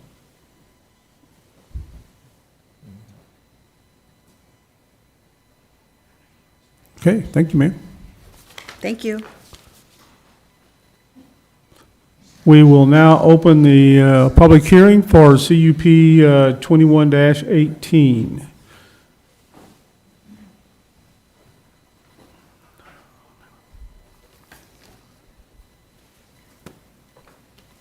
You solemnly swear or affirm that you tell the truth, the whole truth, and nothing but the truth in these proceedings or in the pains and penalties of perjury? I do. Please state your name and address for the record. I'm Dr. Kenton Hernick. I'm the owner of 2824 South Point Prairie Road, her neighbor. Okay, go ahead, sir. I'm here to oppose the conditional use permit under three main principles. Under your question two on if it would affect the quality of us living there. I am concerned for three reasons: for safety, privacy, and the maintenance of the easement there. Safety, with up to 8 strangers driving back and forth on that road a day. I have 2 young girls and one child on the way. I would propose that my children would be able to play in that area. If you want, can you bring up, so you can see my areas in the white there. Our house structure is the one rectangle. Can I do this? I can do this. Here we go. Correct. It's that one right there. And so we have a circle drive coming off of that shared easement right there, looping up. My concern is whenever I have these strangers driving up our shared easement, how many of them are going to pull into my driveway looking for this location? Because we've already had a package misdelivered to my spot already. And I don't want my children out there playing and these random people driving through my area. Also with strangers just coming back and forth. My intent on I bought this property back in July. It's currently vacant right now because my wife and I are planning major remodeling to make this our forever home, okay? And I'm worried that I'm gonna have strangers approaching my house at any hour of the night whenever I'm not there while I'm at work. There's just my wife and small children there. Also with the proposed areas, it looks like we're planning a roadway, a gravel roadway along the back side of my property. So basically, we have traffic circling my whole property now, which was not what I planned on whenever I bought this property. All the way back to the current the pond area, the water area back there. So I feel like if that's going to be the case, we need at least some agreement on some better fencing or privacy for that, because I don't feel like I have any now with people encircling my property. Maintenance becomes another issue. As far as I know, myself and Ms. Milan don't actually have an existing easement agreement. I have the pre-existing one from the previous owner, but nothing signed by either one of us on that easement. And that agreement, which if you guys want, I can submit it, okay, unless you have something else. My knowledge is there is another one, states that we share 50% of the cost of the maintenance.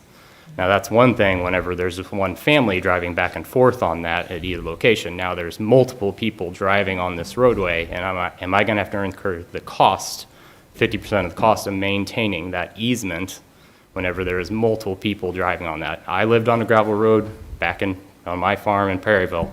My dad definitely graded that road multiple times a year. We had to refill it with gravel multiple times a year, and that was for one family.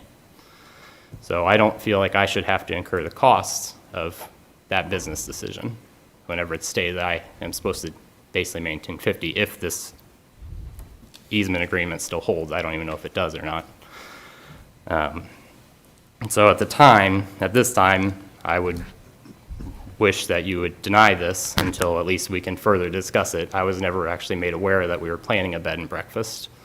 I just now recently got, like I said, it's a vacant property. I only check the mail every couple of days. I've only had about a week's notice that this was actually happening. And the original proposal that I got from notification from the county was for also a wedding ceremony and a daycare, which it seems like she has retracted that.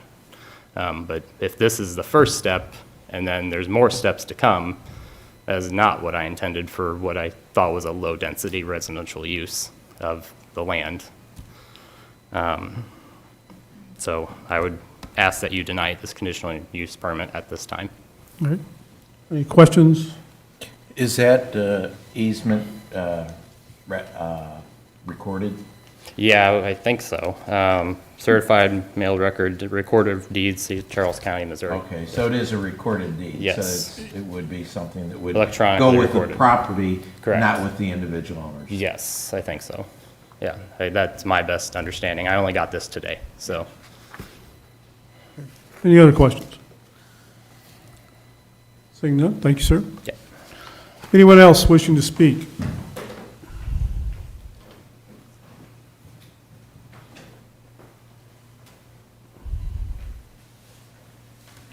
You solemnly swear or affirm that you'll tell the truth, the whole truth, and nothing but the truth in these proceedings under the pains and penalties of perjury. So help me God. Please state your name and address for the record. William Zollman, 3485 South Point Prairie Road, Wentzville.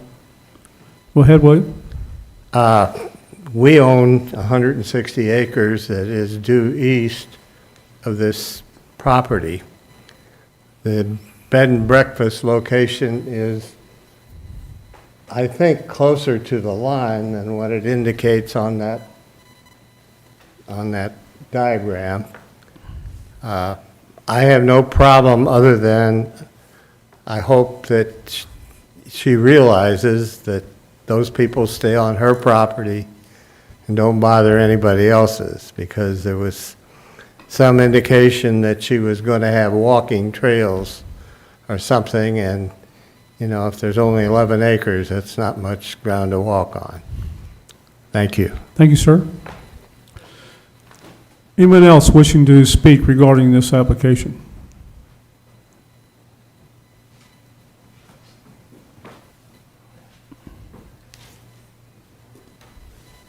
You solemnly swear or affirm that you'll tell the truth, the whole truth, and nothing but the truth in these proceedings under the pains and penalties of perjury. Yes, I do. Please state your name and address for the record. Thank you very much, Mr. Chairman, members of the commission. My name is Arnie C. A.C. Dinoff, County Public Advocate, mailing address P.O. Box 1535, O'Fallon. I'm in favor of this proposition, or this applicant's proposal.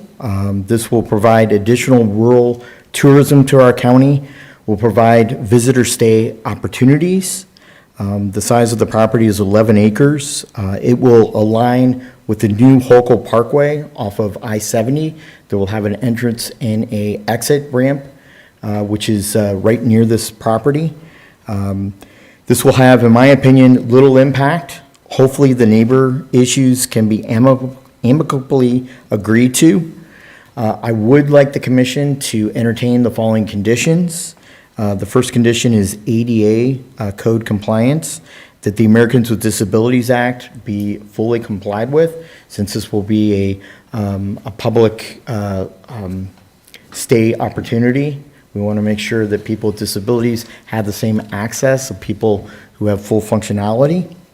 The next issue that I'd like to narrow down after reading the applicant's letter to the Planning and Zoning Division staff, it says that she's going to put a large sign on South Point Prairie Road. I'm not opposed to that. But then in her memo to county staff, she says that she's going to place signs along South Point Prairie Road. And that would be of concern because I believe our sign code would limit her to only signs on her property and a certain square footage, and I don't think that she could be allowed to put signs on other people's property. I would also like a condition to assist this gentleman over here that a solid privacy fence be erected along the property line, and a condition be placed that the roadway setback, we have county codes that say that we have setbacks when roads are being built, that setback be adhered to and be a matter of this condition for this application.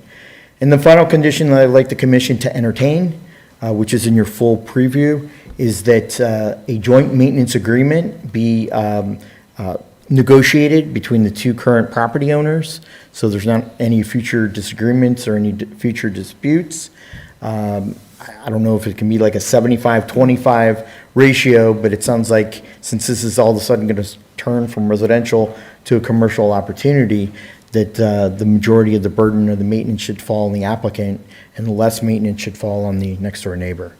Those are my concerns, and I hope that you entertain those and make those a matter of the record and a matter of the condition to the county council. If there's any questions, I'll be more than happy to answer. Any questions for Mr. Denoff?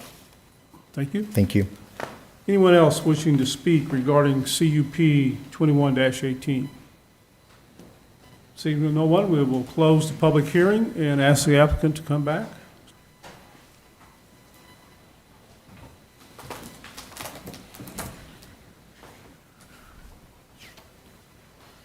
Anyone have any questions, additional questions for the applicant? Yeah, I do. I think your next door neighbor brought up some concerns. What would you propose to reassure him in terms of the privacy issues and the maintenance issues? Okay, first of all, he mentioned the misdelivery of my mail and my packages. No, I'm not asking about that. I'm just asking about those specific things, about the maintenance of what your thoughts are on the maintenance of the road and protecting his privacy. Okay. Since it does go across, the easement does go across his property, correct? Yes. Okay. So I have to cross his property in order to get to my property. Right, exactly. Yeah. Okay. And so there was an easement that was entered into when I closed escrow in May that runs with the land. I And it understand says that there's we an easement. He did say that. I'm just saying Yeah. in terms of his concerns as his neighbor. Right. I think I would entertain a 65-35 split on the care and maintenance of the road. And can you see anything that would, I guess, greater protect his privacy? Well, we had talked briefly about maybe 3 or 4 weeks ago, and he said he was going to erect a fence. And I said, do you want to go in half? Okay. He said, no, I don't want to go in half. I'm going to do the fence. I said, okay, great.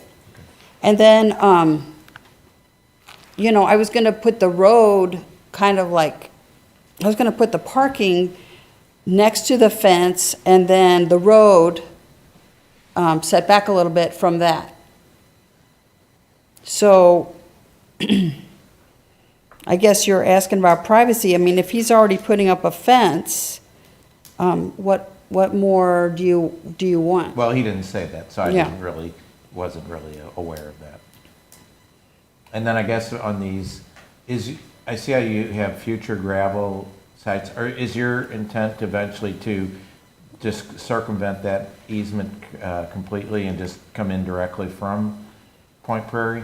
No, it's not possible. I wish it was. I had a civil engineer come out and said that my lake would be compromised if we tried to come in on my land next to the lake, between the lake and the creek. Okay. That it would be dangerous. All right, those are my questions. Any other questions for the applicant? Would you be open to postponing this to give you some time to maybe work out some of these issues with your neighbors?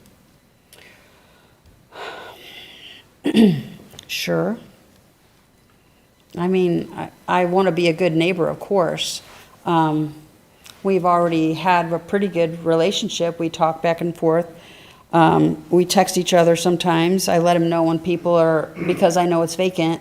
If I see strangers on his land, I let him know. Just want you to know there's, two guys banging around, and and he'll say, "Oh yeah, that's the septic people," or whatever. It sounded like that maybe he was a little surprised and didn't quite realize the extent of what was happening. Might like to sit down with you and. I would be happy to sit down with him and talk to him about everything. I'm sorry, this is my first time doing a CUP. I really didn't know. Yeah. The whole procedure and everything. I'd be feeling the same way you are if I was standing in your place. You're fine. I mean, is that something that we can motion, that we postpone this to the next meeting? I don't know if that's At the something we can. request of 3 commissioners, we can continue it. Does that sound like an idea that you guys would be interested in? Is it really necessary, though? I mean, I'm willing to talk to him, but do we have to postpone in order for me to talk to him? I guess my thought is that we don't postpone it and that they work out the issues between themselves. Yeah, because we. Right, I think that's really Yeah, what we, Counselor, we can't mandate a Continue. division on the easement, to my knowledge. No, we can't do it. Yeah, we can't Right. do that. Well, some of these conditional use suggestions are things like, requiring a fence and different things like that. So I thought perhaps, if that was already worked out, then we wouldn't have to put, we would know what conditions everybody agreed to, and we can put those on the conditional use permit. Yeah, but typically when we are requiring fences is when we have commercial property abutting residential property. Okay? And this is a quasi-commercial in a way, but doesn't have in my opinion, it doesn't have the traffic like storage lot, and that's what we require to put up certain types of trees and certain types of fencing other than a barbed wire property fence, okay? Robert, if she was looking at this proposed site map, so if we're going to put these other roads, but this is, if I'm putting a road on my private property, if I'm putting a path that can be traveled by a car back to my lake, and it's on my property, then there's no requirement in the code as to what that has to be, is there? If there's a private lane from one portion of a property to another, there's basically no. I mean, that doesn't have to be handled under a conditional use permit. That can be just done regardless of whether there's a conditional use permit. And that actually brings up a point. I had a question for clarification. Originally, your application was for, I think, 3 different conditional use permits, and one of them was for what I would call a small wedding venue, maybe up to 40 guests at a time. It wasn't one of these big ones. This concept plan that was turned in for that was very similar to this. I'm wondering if that lane that goes down, that you're proposing going down to the pond, Yes? was that for the purposes of the wedding venue, and are you still planning to do that? No, it's for the purpose of older people being able to drive to the lake in order to fish. Okay. Because right now, without a road going there, you have to walk through the woods, you have to pull your fishing tackle and gear in a wagon. It's very cumbersome. Yeah, okay. Yeah. I was just trying to understand. I didn't know if that was a leftover from the earlier concept or No, not. seriously, it's just for people to have access to the The lake pond. without having to, walk that whole Got way. it. Okay, thank you. And I've got another question. In this agricultural zoning, one of the conditional uses is a bed and breakfast residence, okay? But do we have I couldn't find a further definition, or do we have one for bed and breakfast that identifies, typically in this situation, those individuals are referred to as transients Yeah. versus renters? A limitation as to how long someone can stay. That's a law school question. You mean the maximum time or minimum time people can stay? Pardon? You mean the maximum time or the minimum time? The maximum. Because otherwise it could turn into an apartment building. Well, it does Yeah. say no more than 1 week at a time on her letter, but I don't know if that's legally binding. But that's not what the application says. Okay.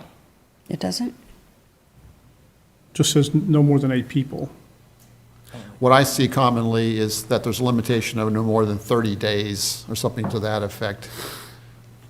But I Because looked and I couldn't find, I didn't look that hard, but I didn't Yeah. find where we had a definition of bed and breakfast.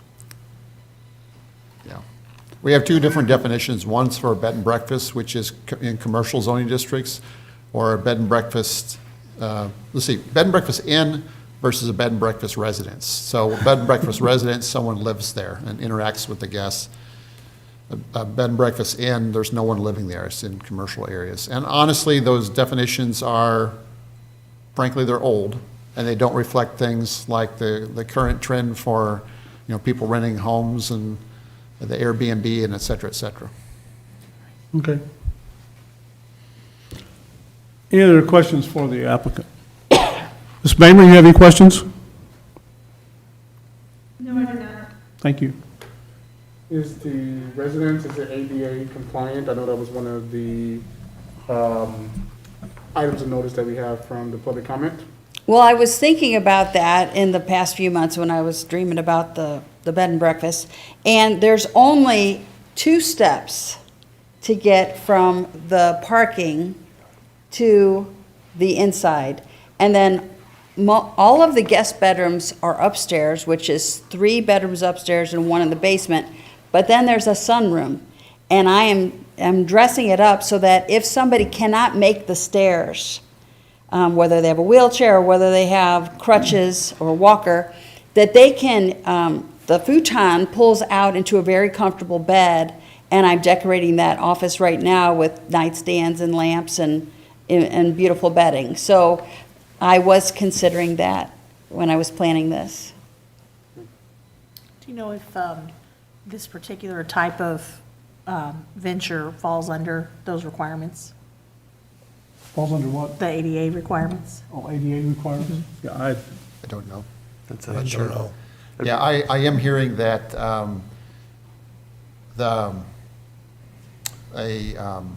bed and breakfast is classified in the building code so that it has to have sprinklers. That's what I'm understanding. I hear that from Building Code Enforcement Division, but I'm not sure about handicapped access. I think with just 8, I think it is empty, but I'm not 100% sure of that. It seems like it would be pretty arduous to try to retrofit it to meet those requirements. Any other questions? Thank you, ma'am. Thank you, everyone. We'll bring this back to the commission for consideration. Questions, comments, additional questions for staff? Yeah, I think I generally think it's, looks like it's a good plan. I think I'd recommend do with the conditions stated and just work on the assumption that the 2 neighbors are going to work out their differences and that it go forward. Okay. Anyone else? Chair will entertain a motion to approve CUP 21-18. Is there a motion? Motion. Mr. Crowell made the motion. Is there a second? Second. Mr. Jackson. The second. Ms. Barr, how do you vote? Yes. Mr. Clary? Yes. Ms. Bamer? Yes. Mr. Jackson? Yes. Mr. Cornwell? Yes. And I vote yes. Application passes.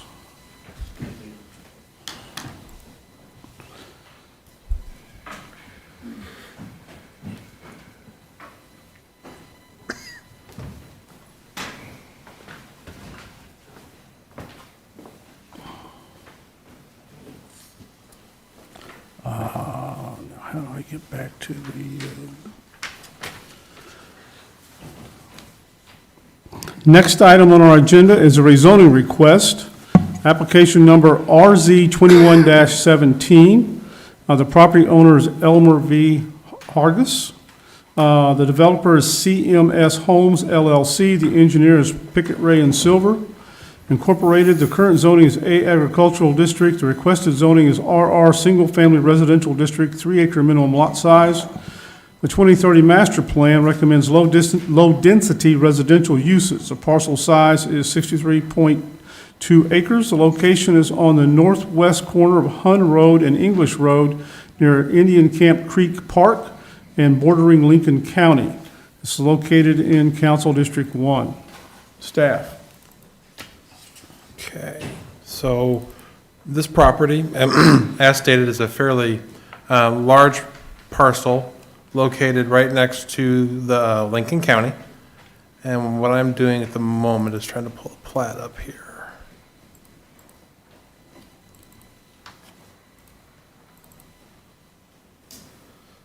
Okay, it doesn't want to work. Okay, so anyway, the property is undeveloped and is immediately adjacent to Lincoln County. They're proposing a subdivision of 16 home sites, and that will be shown in our preliminary plat that we're going to review this evening, PRE 2126. The 2030 master plan does call for low-density residential in this area, meaning 1 to 4 dwelling units per acre. The infrastructure to support that density does not exist in this area as of yet. This is really the densest that they could go with the available utilities. The area consists, the general area consists of lots in the 3 to 5 acre range. There are a couple that exceed that, but that is the preliminary development style in that area. In 2007, an 82.5 acre parcel northeast of this parcel was rezoned from A to RR, and the Indian Creek Farm subdivision with 16 lots was developed in 2016. The average lot size for this development will be 3.73 acres. Each lot will provide its own sewer and water services. It should be noted that this rezoning will permit 4 additional homes to be built on this property over straight agricultural zoning. So it'll allow for them to add 4 more homes. And in return for that, they are going to be developing, county-approved roads. So you'll have paved roads in this subdivision.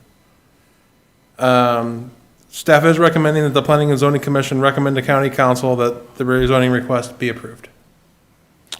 Any questions for staff? Did they go into details about how they're going to provide water? Is it going to be a community well or? It's going to be individual wells and individual septics. Okay. Any additional questions for staff? Seeing none, I ask the applicant to come forward.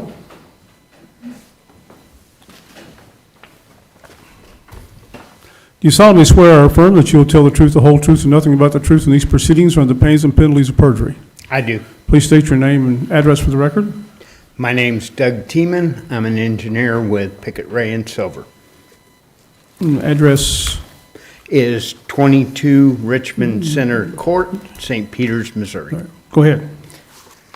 I am the representing the applicant, which is DJ Land, and as presented by staff, we are requesting rezoning on this from agricultural to RR.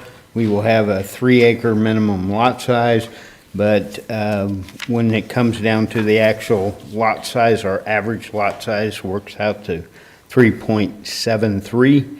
As also mentioned, this borders the very western part of St. Charles County. The tract of land, which I'll show you, is shown in yellow on there, and then on this blow-up, the site is surrounded by roads on the south. English roads on the south, and on the east and north is Hun Road. So there's actually road frontage all the way around this tract except for the western side. We have a tract of land that is 63.24 acres, going for the 3.73 average lot size. We are constructing 20-foot wide paved roads in a 42-foot wide right-of-way, which is the county standard. We're also putting in individual wells and septic systems on there. And as mentioned, the future land plan recommends low density for this site. So we're proposing something that is actually less than that, and that is because the utility service is not available for that. I'd be happy to answer any questions. Questions for the applicant? This is just concerning the rezoning at this time. Saying none, thank you, sir.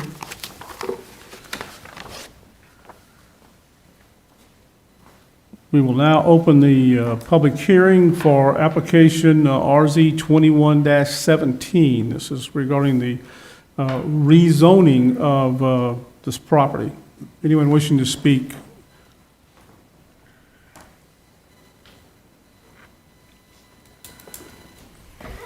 Do you solemnly swear or affirm that you tell the truth, the whole truth, and nothing but the truth in these proceedings or the pains and penalties of perjury? I do. Please state your name and address for the record. My name is John Hun. I live at 2378 Hun Road, Forestdale 63348. Go ahead, sir. My property is located on the, anyway, at the very north end of Hun Road, which is about half a mile from where this subdivision will be made. Our concerns are simply that we have a lot of houses for the area already. We have traffic concerns. We have water concerns. How many wells can you drill in a small area like that and still maintain the water pressure and so forth? There is,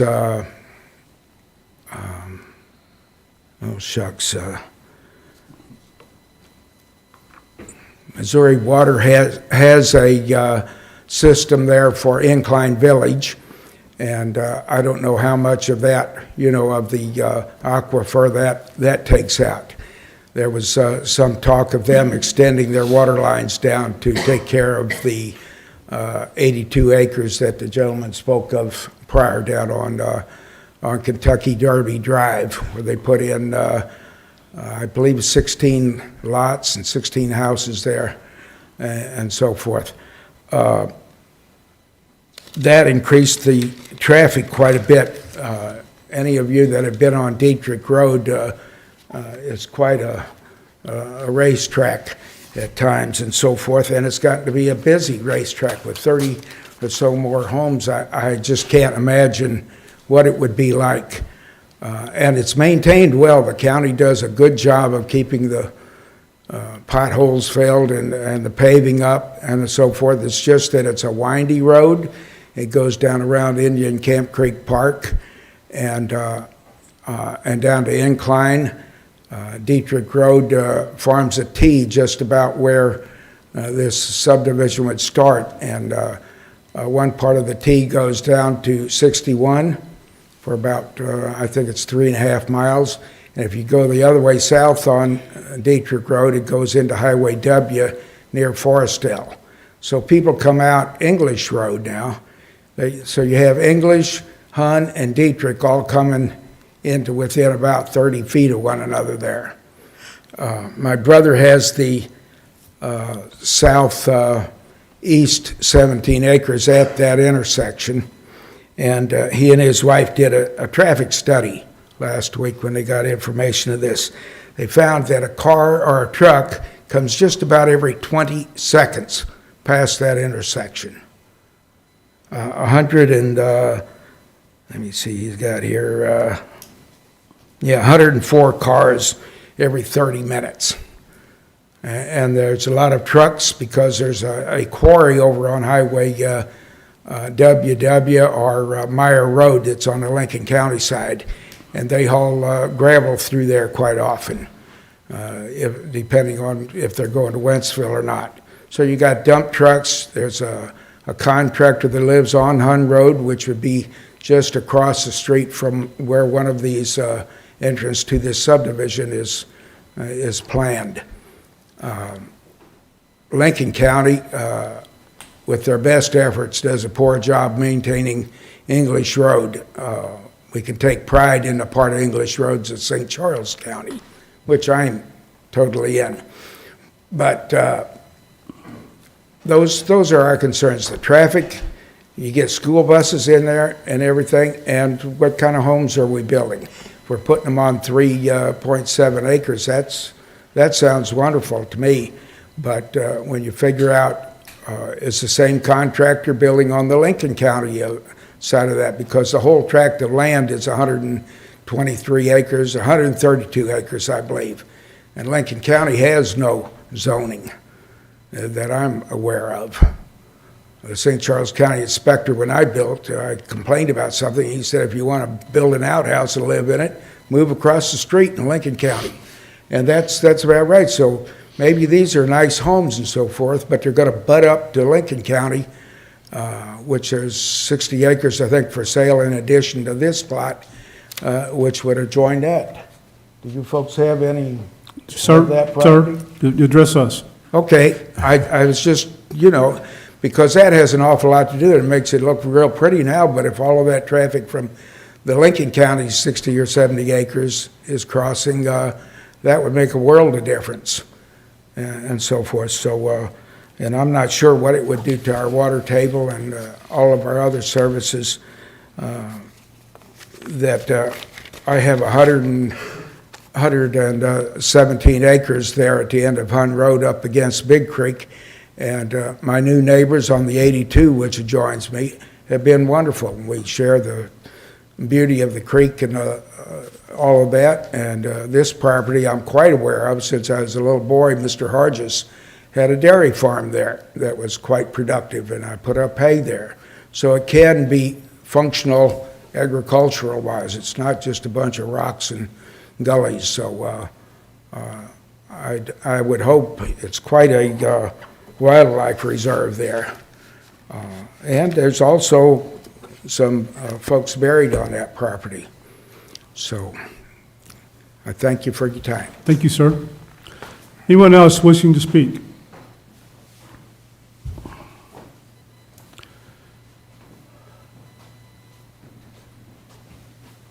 You solemnly swear or affirm that you will tell the truth, the whole truth, and nothing but the truth in these proceedings or the pains and penalties of perjury? I do. Please state your name and address for the record. My name's Don Morrell. I live at 2158 Hun Road, Forestdale, Missouri, 63348.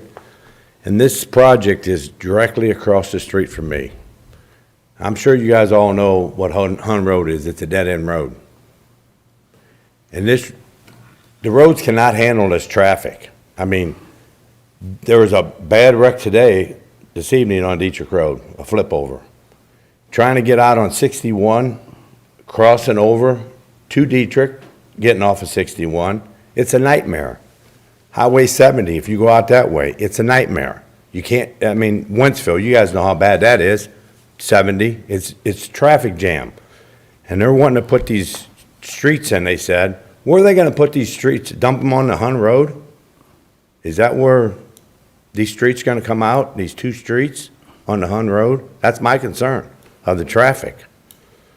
And like Mr. Hun said, this is just a partial. The others in Lincoln County, I know you guys don't have anything to say about Lincoln County, but I guess this will be phase 2, the Lincoln County part.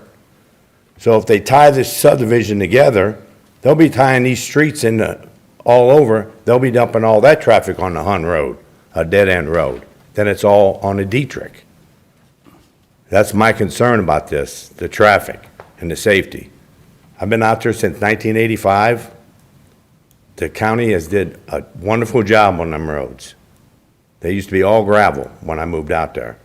And they did a very nice job with the asphalt, widening them, new culverts in. But if you look at these roads real carefully, these roads are getting tore up bad. From heavy equipment, trucks, and like the quarry, they're running dump trucks through there. There's no weight limits. They do whatever they want. I mean, there's no weight scale, so they want to overload these trucks, they do, and they get by with it. And it's tearing our roads up that we pay for, and you guys try to keep up on, and you guys have did a real nice job on it. But my biggest concern is the traffic in this phase 2 of the Lincoln County Park. Thank you, sir. Thank you. Anyone else wishing to speak?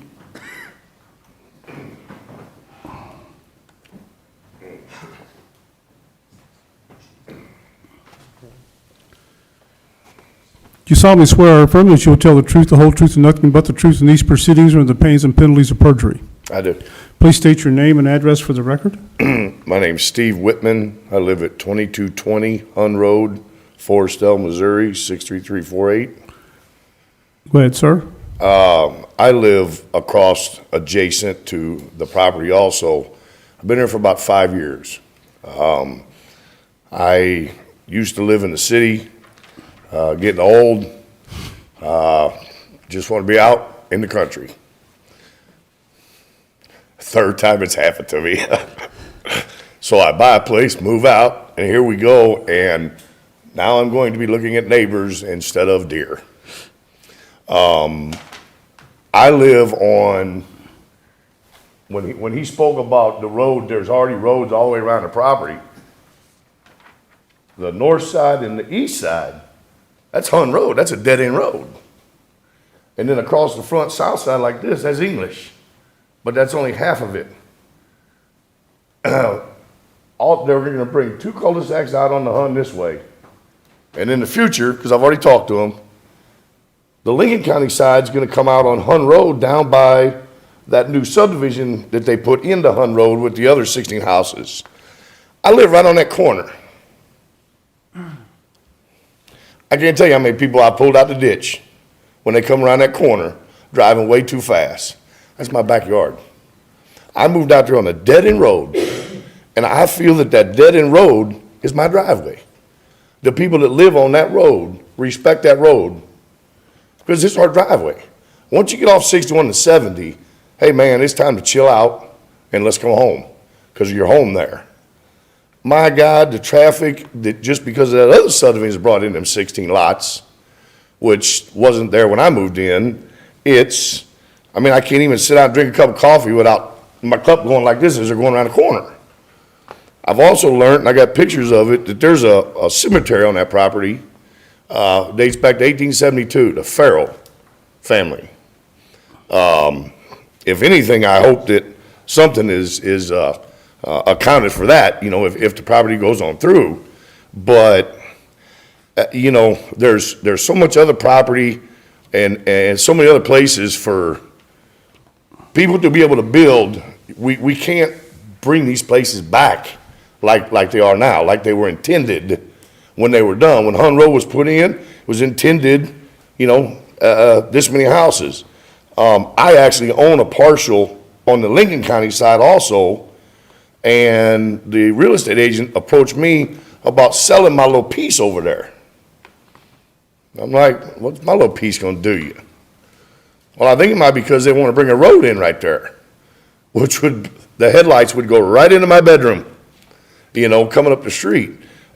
You know, I just feel that, you know, I've been in construction for 39 years. I used to build homes, I know. That was my business. Go build and make money where there's places that people want to live in subdivisions. We don't want to live in subdivisions. That's why we moved out to where we're at. And I really worry what's going to happen down there in Lincoln County, you know, because of no codes and stuff. There's only one place they can bring access to that part, and that's on Hun Road. Because the 2 parcels do like this here. You're looking at that parcel's like this. That other parcel sets back like this, and there's no access to it other than Hun Road, you know. kids, dogs. I just, I just personally think it's a bad deal for everybody in the area. Thank you, sir. Anyone else wishing to speak other than the issue of traffic? Can I address part of the safety aspect of it?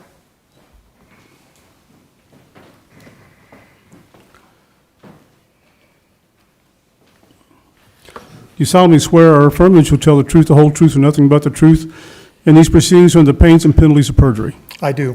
Go ahead. State your name and address for the My record. name's John Johansson. My address is 2002 Hun Road. I live on the corner when they talk about Dietrich, Hun Road, and English Meeting. That's where I live. When you come up Hun Road, you have English. Dietrich Road turns into a 90-degree angle at that point. Hun Road hits it, English is a little farther back.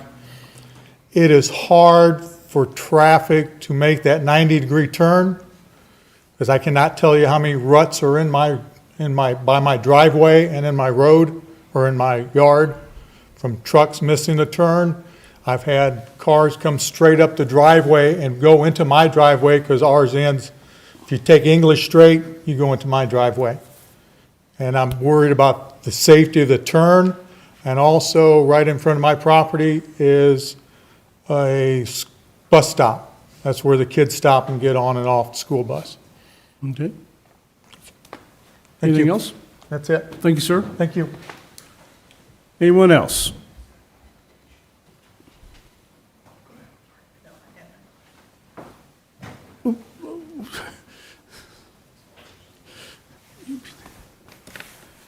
You solemnly swear or affirm that you'll tell the truth, the whole truth, and nothing but the truth in these proceedings under the pains and penalties of perjury. I do. Please state your name and address for the record. I'm Katie Wertman, and I'm at 2334 Hun Road, Forrestal, Missouri, 63348. Okay, go ahead. So I'm also a little past the proposed site. And I share everyone's traffic concerns. I know we've been over that, so I won't go into more of that. Another big concern I have is the water. We are all on our own wells, so I would hope that there would be some study or something to confirm that everyone's water sources would still be okay. And I realize this is only for the St. Charles County side, but would that study incorporate the Lincoln County side as well? Because I'm assuming it's going to be about the same number of houses, given that the area is about the same on that side. Okay. I submitted a written report as well, so my additional concerns are in that. It's part of the record. Okay, thank you. Anyone else?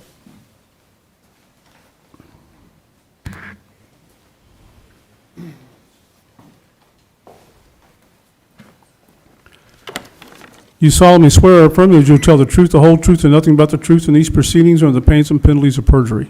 I do. Please state your name and address for the record. My name is Marnie Cullen. I live at 1616 Dietrich Road, Forrestal, Missouri, 63348. Okay, go ahead. And I've resided there since 2007.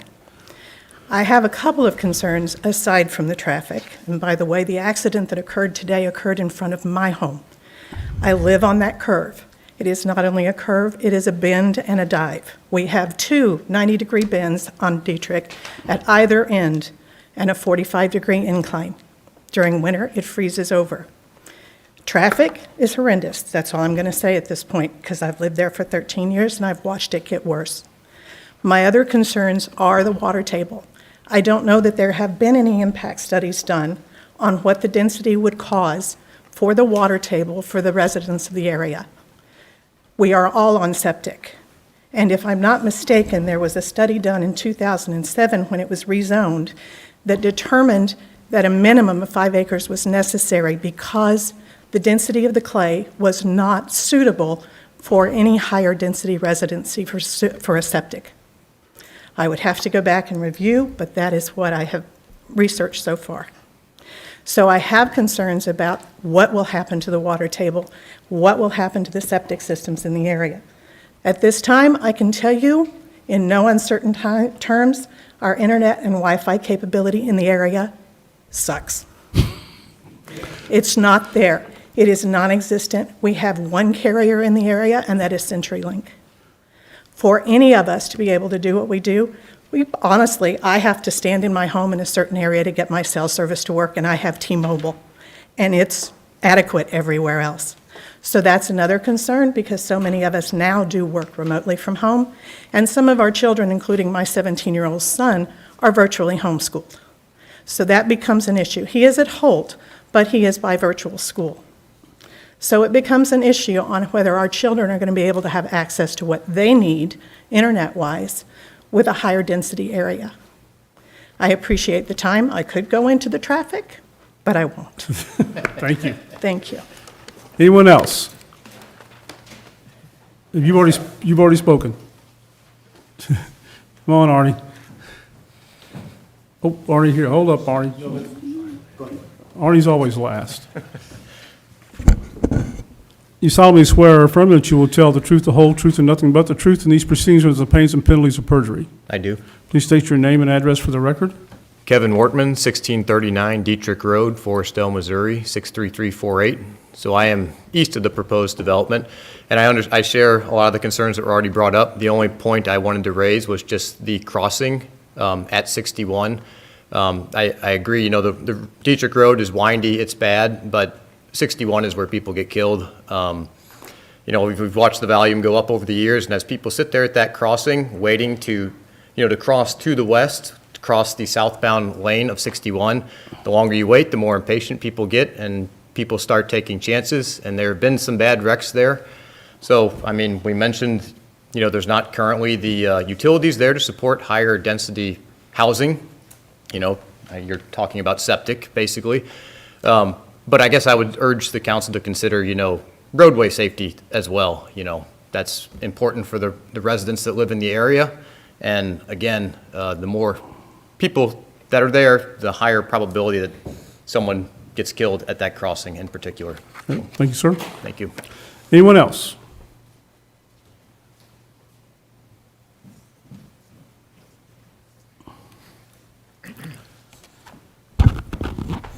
You solemnly swear or affirm you will tell the truth, the whole truth, and nothing but the truth in these proceedings under the pains and penalties of perjury. Yes, I do.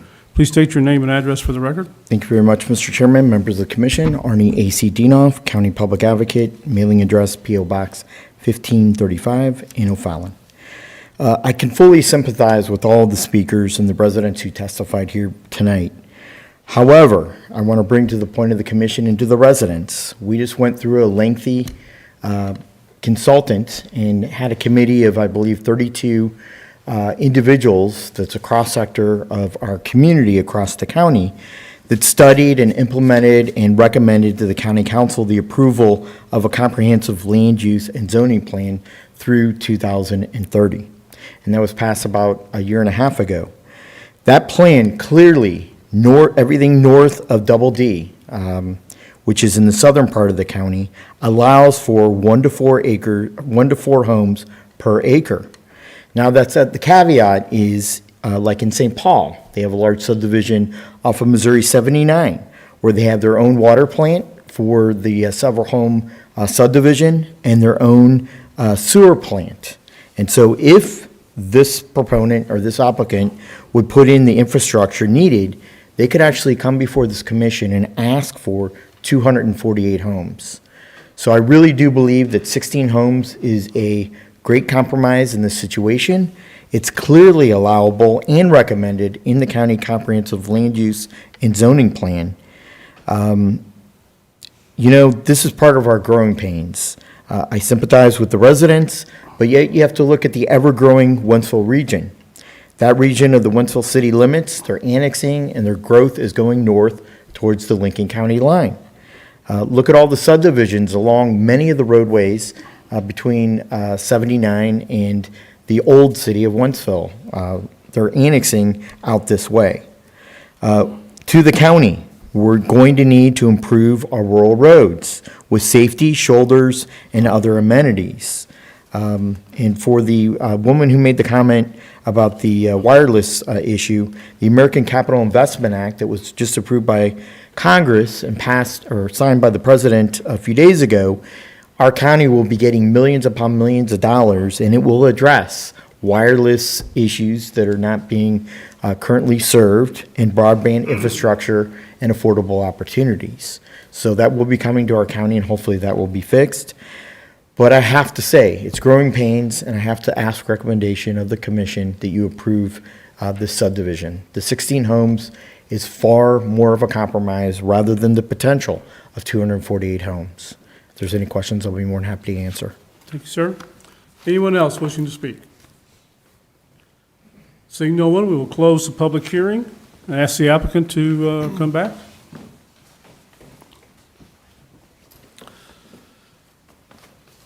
So we have identified issues of traffic, effect on the water table, the aquifer,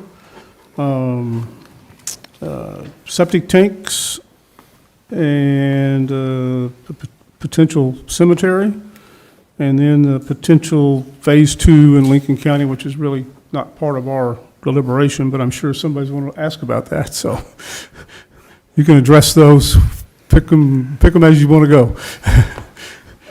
First of all, we're asking for the rezoning tonight, and I know we haven't got to the preliminary plat yet, but as you know, that preliminary plat is showing 16 proposed lots on that property. To address the concerns about water and sewer, they are required to get studies, and the Missouri Department of Natural Resources comes out to the site before they develop that site, and they look at the soils. Additionally, the person developing that, CMS Homes, will have soil studies to find out where septic systems will be located on the lots to provide the adequate absorption of the sewers. Each lot will have an individual well. If there are actually 16 homes constructed there, there may be a case where people buy more than one lot, and there may not even be that many homes. I do not know of any water concerns with wells, and that density is not a problem for systems with wells. To address anything to do with the cemetery, we are not aware of any cemetery on the property. I'm not debating that there isn't one on there. We would put, if we can find the cemetery, we would put an easement over that cemetery and reserve that so that it does not get disturbed. And if someone could point out that location, would be very helpful. It is a 60-acre tract, and it's very heavily wooded, so it is very difficult. We've been on the tract, but we haven't located any cemetery on that. So we'd be happy to do that. As far as traffic concerns, the traffic concerns, it sounds like there's problems now that are from either existing or developments to the west. We're proposing 16 lots. Those roads are very capable of handling that traffic that's generated from 16 lots. I know that people are disturbed and concerned about the amount of traffic on the roads, but that is coming with homes.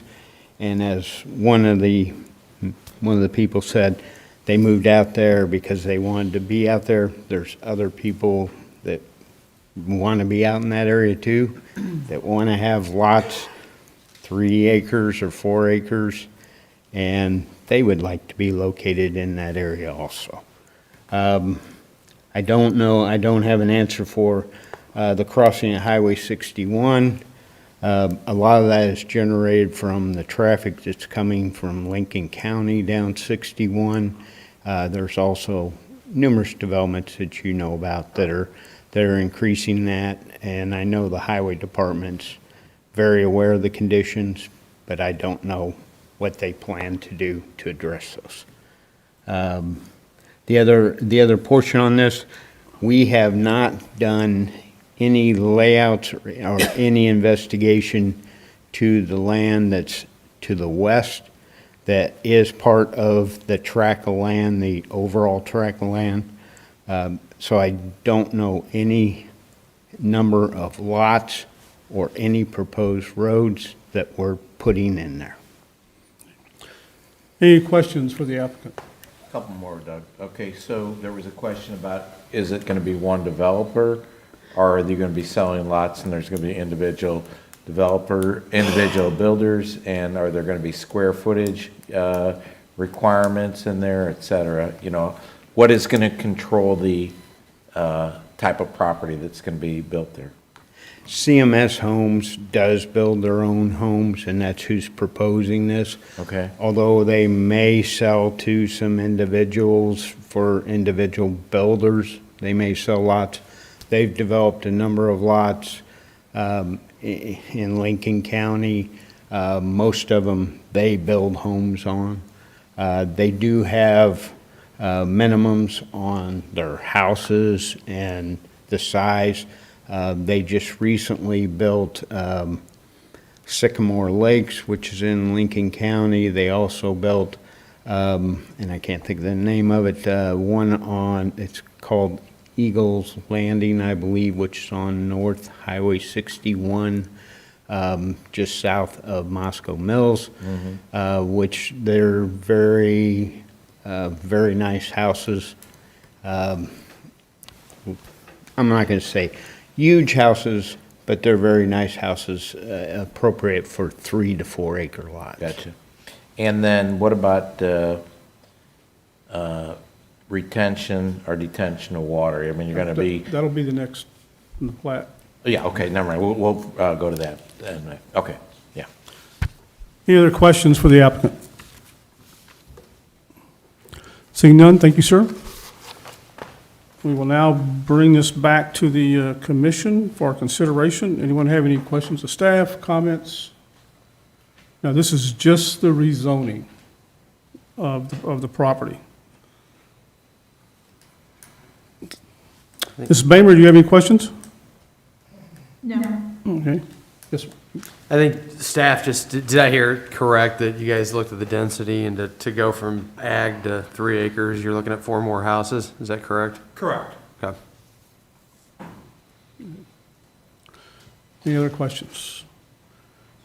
Just a comment. I do think that there obviously are going to be concerns about a lot of these issues, but I do agree with Mr. Denoff's comments that part of our growing pains, you know, it's unfortunate that these things are going to be part of the developing going forward, but I think it makes sense to the zoning. Certainly, according to what the long-term plan is, it fits within that. So I would think that makes sense to approve it.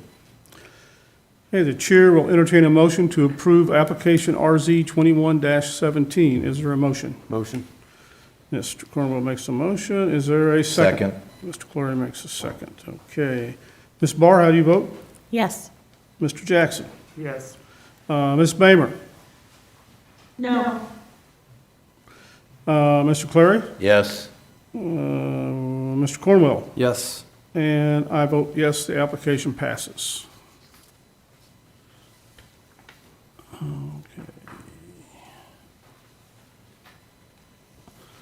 Okay. Now,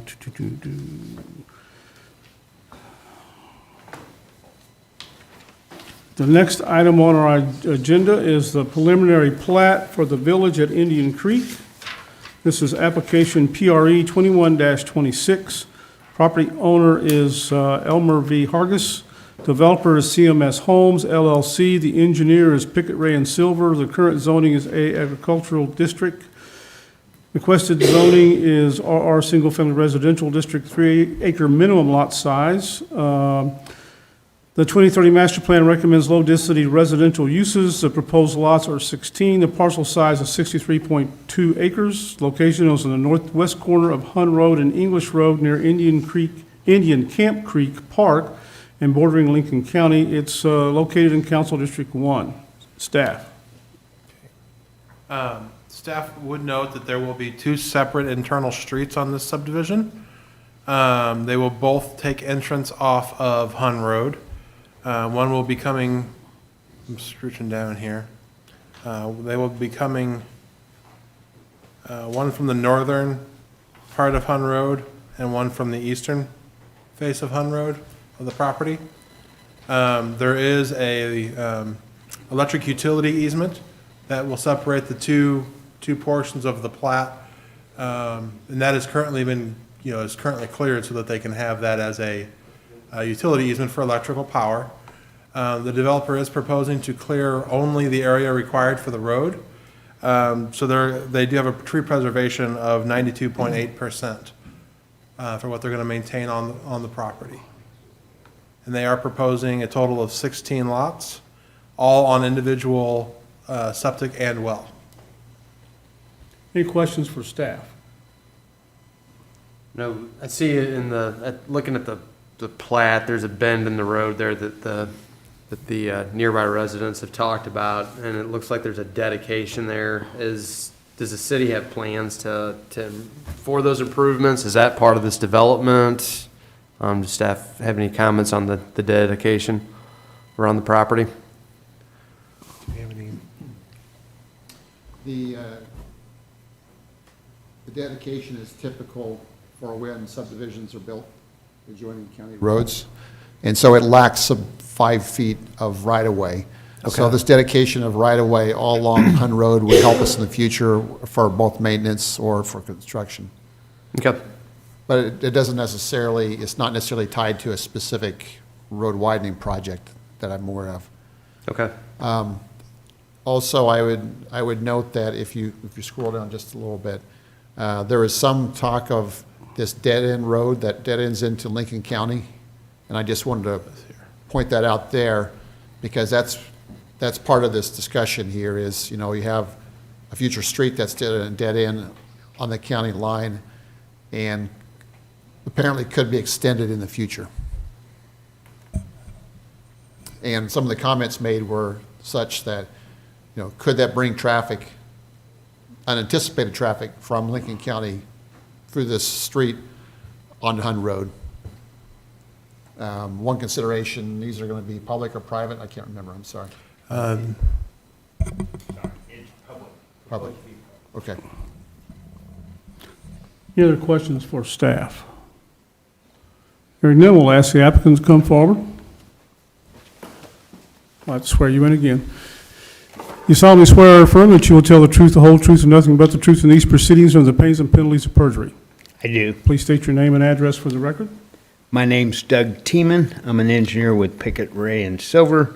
My address is 22 Richmond Center Court, St. Peters, Missouri. Go ahead, Doug.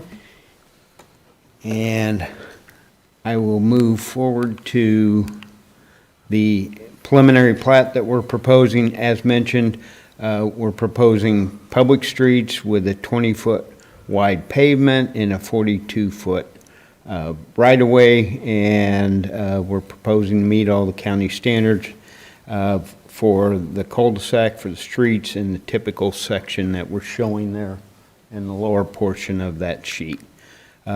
This is the layout that we're proposing. There's 10 lots that would be south of that power line that runs through kind of a little bit on a diagonal through the property, and then the remaining 6 on the north. The back lot lines we position this so that the back lot lines run down that power line, so nobody's going to be close to that power line. As mentioned, we are only proposing to clear a corridor that would be for the road construction, so that when the developer or home builders or buyers want to develop a site, we are not clearing trees other than for the roadway, and we're doing a very minimal amount of grading on that roadway that we actually show on this slide. And the purpose of that is we don't want to take down trees we don't need to and do any unnecessary grading. The developer has done this approach on other subdivisions and it has worked very well for him. And the people are happy that we don't disturb a lot of land and take down a number of trees.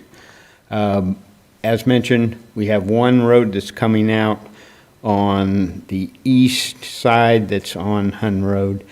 We have looked at that intersection, at the proposed intersection. We've looked at both intersections. We've looked at them. We have adequate sight distance in both directions, and we also have adequate sight distance on the northern side. We tried as much as possible to locate those roads so it wouldn't impact, the road wouldn't come out as much as possible on a property line or as close as we could get it to a high point, so we're not impacting anybody on the outside as minimal as possible. We do have a 5-foot dedication strip all the way around the property, as mentioned, that would be available for whatever use the county needs in the future. There are 2 waterways that we're showing on there, and we're also showing the setback for those 2 waterways, and those are restricted so that nothing will be built. The roadway crosses them, but none of the structures will be built on those. And I'll be happy to answer any questions. I'll follow up with, as I said, we have not done any layouts on the Lincoln County portion of the property. We did show that street going to the property line with a temporary cul-de-sac or a permanent cul-de-sac until the developer decides what he's going to do on that western track. It could be, this road could be extended. We've also talked to the county highway department, and the leg of Hun Road that goes north, continues north to the dead end portion, that touches Lincoln County, and anywhere along that section, it could also be attached to Hun Road. There could be a connection to Hun Road north of this because the tract of land abuts up to the road.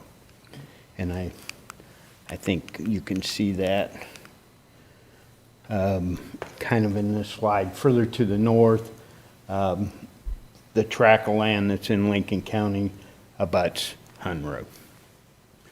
Any questions for the applicant? So do you know what size lots they would be proposing on that Lincoln County? I do not. We haven't, as I said, we haven't even done a preliminary layout for the developer. Okay, but it's not been sold currently? He has a contract on this tract of land and the other tract of land in Lincoln County. Gotcha. The same developer does. Gotcha. Okay, so it's likely that it will be developed.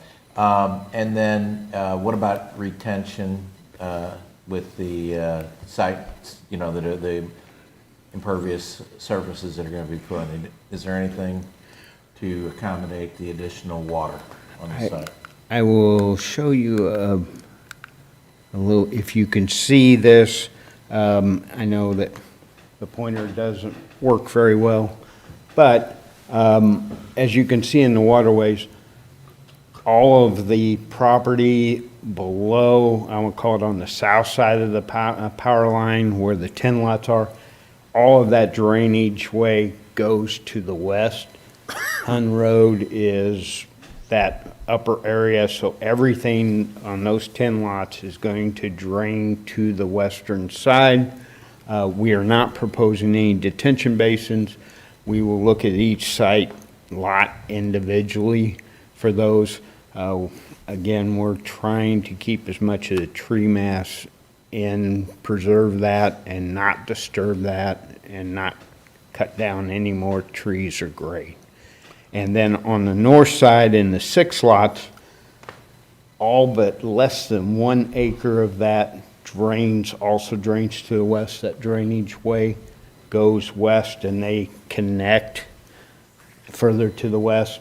At the very, it is lot 6, the very corner of that lot where Hun Road goes 90 degrees, there's a portion there where there's a culvert that runs under that road, and that very portion, that very corner portion, does drain to the eastern side.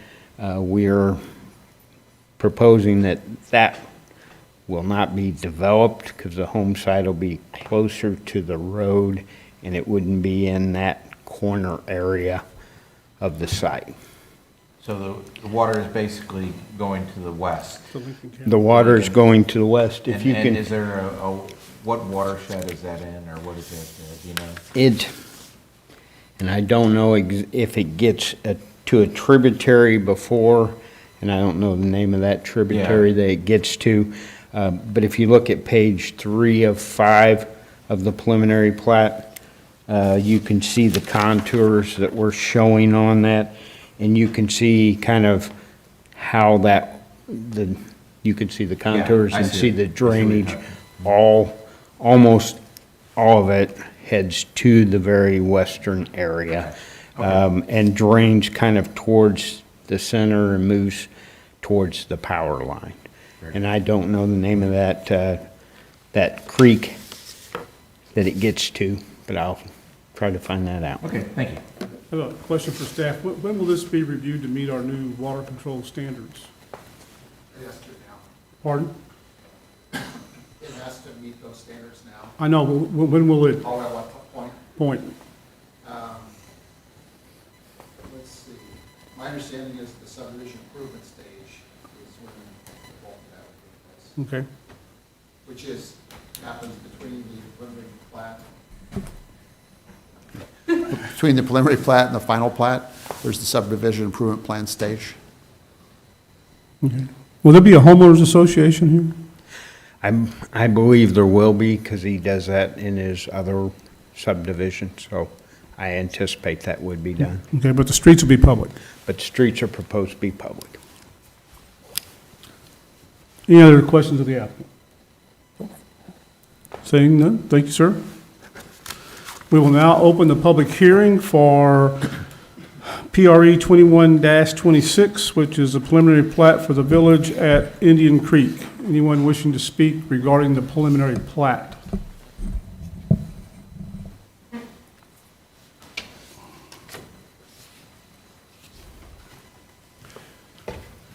You solemnly swear or affirm that you will tell the truth, the whole truth, and nothing but the truth during these proceedings under the pains and penalties of perjury. I do. Please state your name and address for the record.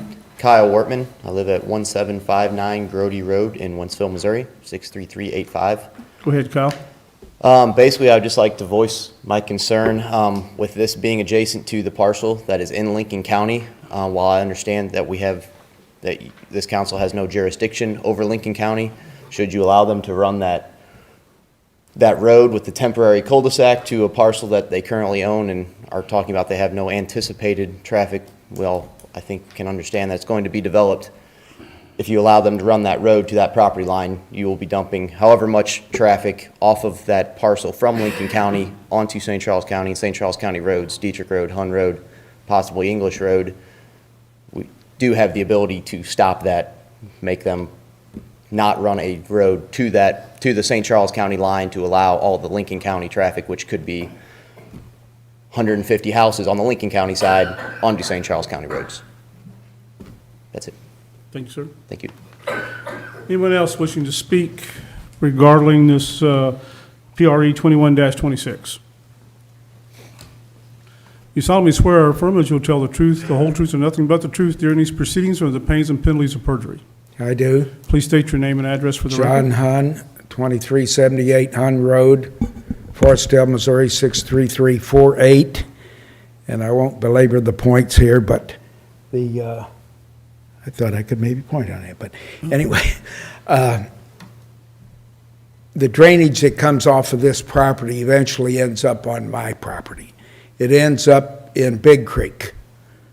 Big Creek had its biggest flood in anyone's memory just this past summer. I had my fields flood. I had 4 foot of water on my fields. That's not real good for your bean or your corn crop and so forth. And there's a bridge on Hun Road just short of my property that the county put in some years ago, and water went over it. So, I mean, it's the water drains now, even with all of that forest and all to suck up the moisture. So I think there's got to be some kind of concern for the retention of that water. I mentioned the last time I was here on the 16 acres, the Kentucky Derby subdivision there, that the county had required retention water, but somehow when I believe it was Townsend Construction left that construction, these retention ponds were just filled in and done away with. And I don't know what happened to that requirement, but it certainly has made a difference on my place, because the water will get just about neck deep on my driveway going up to my house. Now, that's a little bit of a concern, and if it's that way now, what will it be when you eliminate all that forest or most of it? I'm pleased he's going to save as many trees as possible, but once you sell the lot, the people can do whatever they want, essentially. So I am very concerned about the water, because we do have a flood problem in that end of the county. Thank you. Thank you, sir. Anyone else wishing to speak?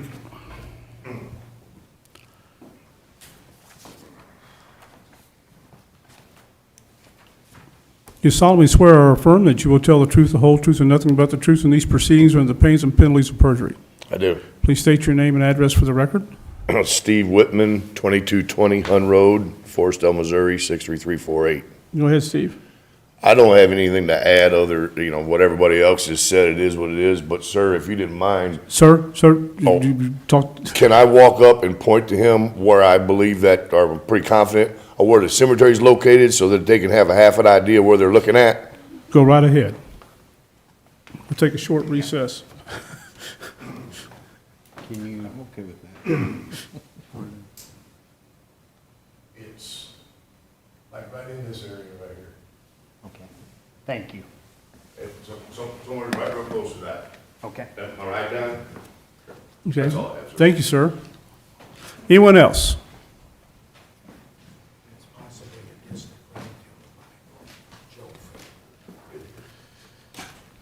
You solemnly swear or affirm that you'll tell the truth, the whole truth, and nothing but the truth in these proceedings or under the pains and penalties of perjury? Yes, I do. Please state your name and address for the record. Thank you very much, Chairman, Mr. Chairman, members of the commission. My name is Arnie C. A.C. Dinoff, County Public Advocate, mailing address P.O. Box 1535 in O'Fallon.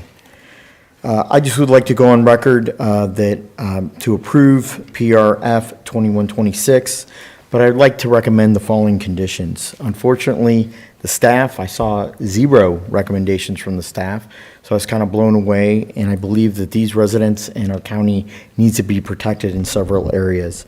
The first condition that I'd recommend is because of state requirements, Department of Natural Resource requirements, since there has been a cemetery that has been established, that the owner is responsible to preserve easement and preservation of that current cemetery without being disturbed.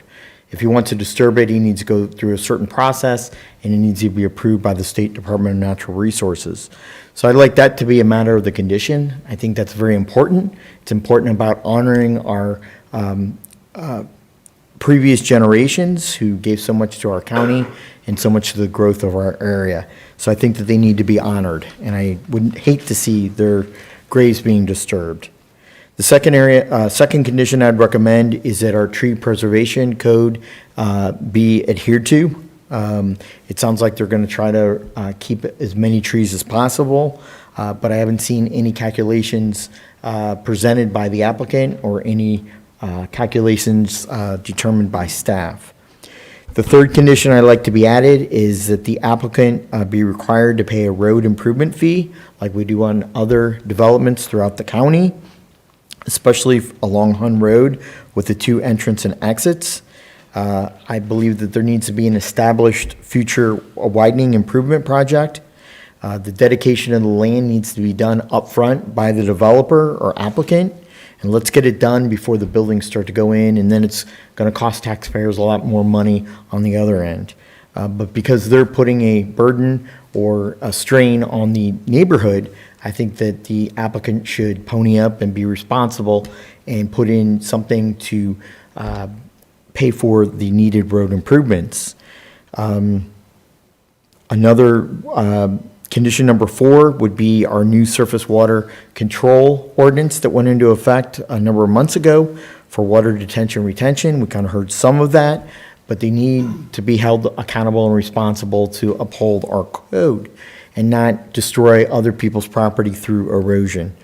The 5th requirement that I'd like to be is that this development meet all codified code street standards or minimum standards. Again, they need to be held to some type of accountability and responsibility. Those are 5 simple conditions. I ask that you put those as a matter of record and on to this approval of the preliminary plat. Those are my comments, Mr. Chairman. Thank you. Anyone else wishing to speak? Seeing no one, we'll close the public hearing and ask the applicant to come back. Anyone have any additional questions? I'd just like to comment about the extension of that road. If we stop that road there, they still can connect 200 to the north. It's probably a better condition to control that access and put it in one point and kind of collect that traffic. So I think it's probably a better solution to put it on that road and not on Hun Road if that's possible. But as I said, we haven't done a layout. So to address the flood problem, we will go through the process of the county, and it goes through the development review committee, and they review the plans, and we meet the requirements for stormwater, our releases on stormwater.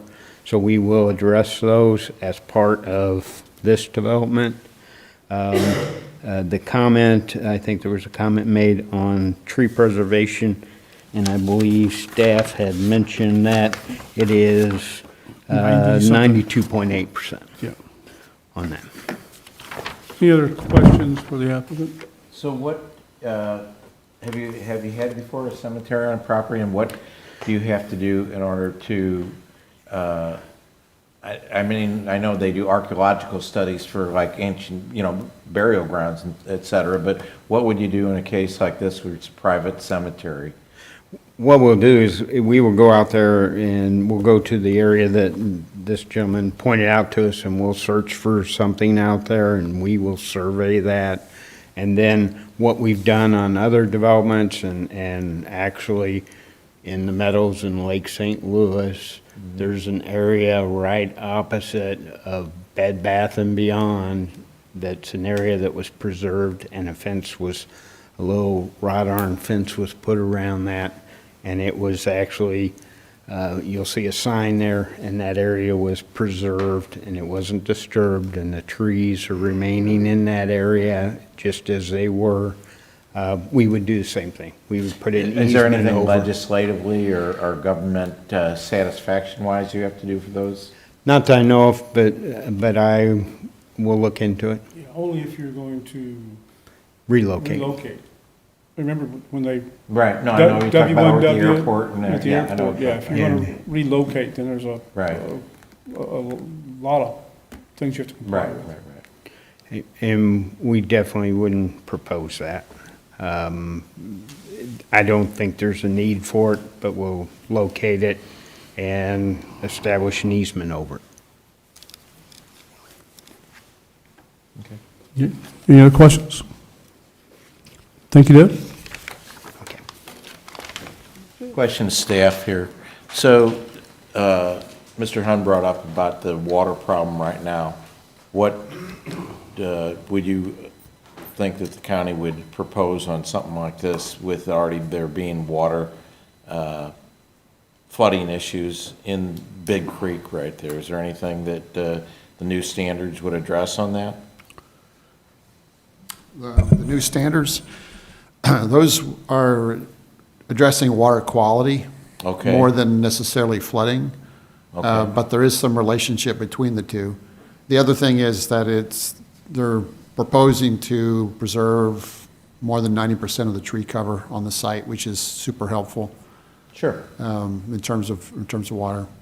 But, you know, as pointed out, those trees will be removed when homes are put up, and there'll be a lot of impervious surface. Some will be removed, yeah, for the home sites and the home pads.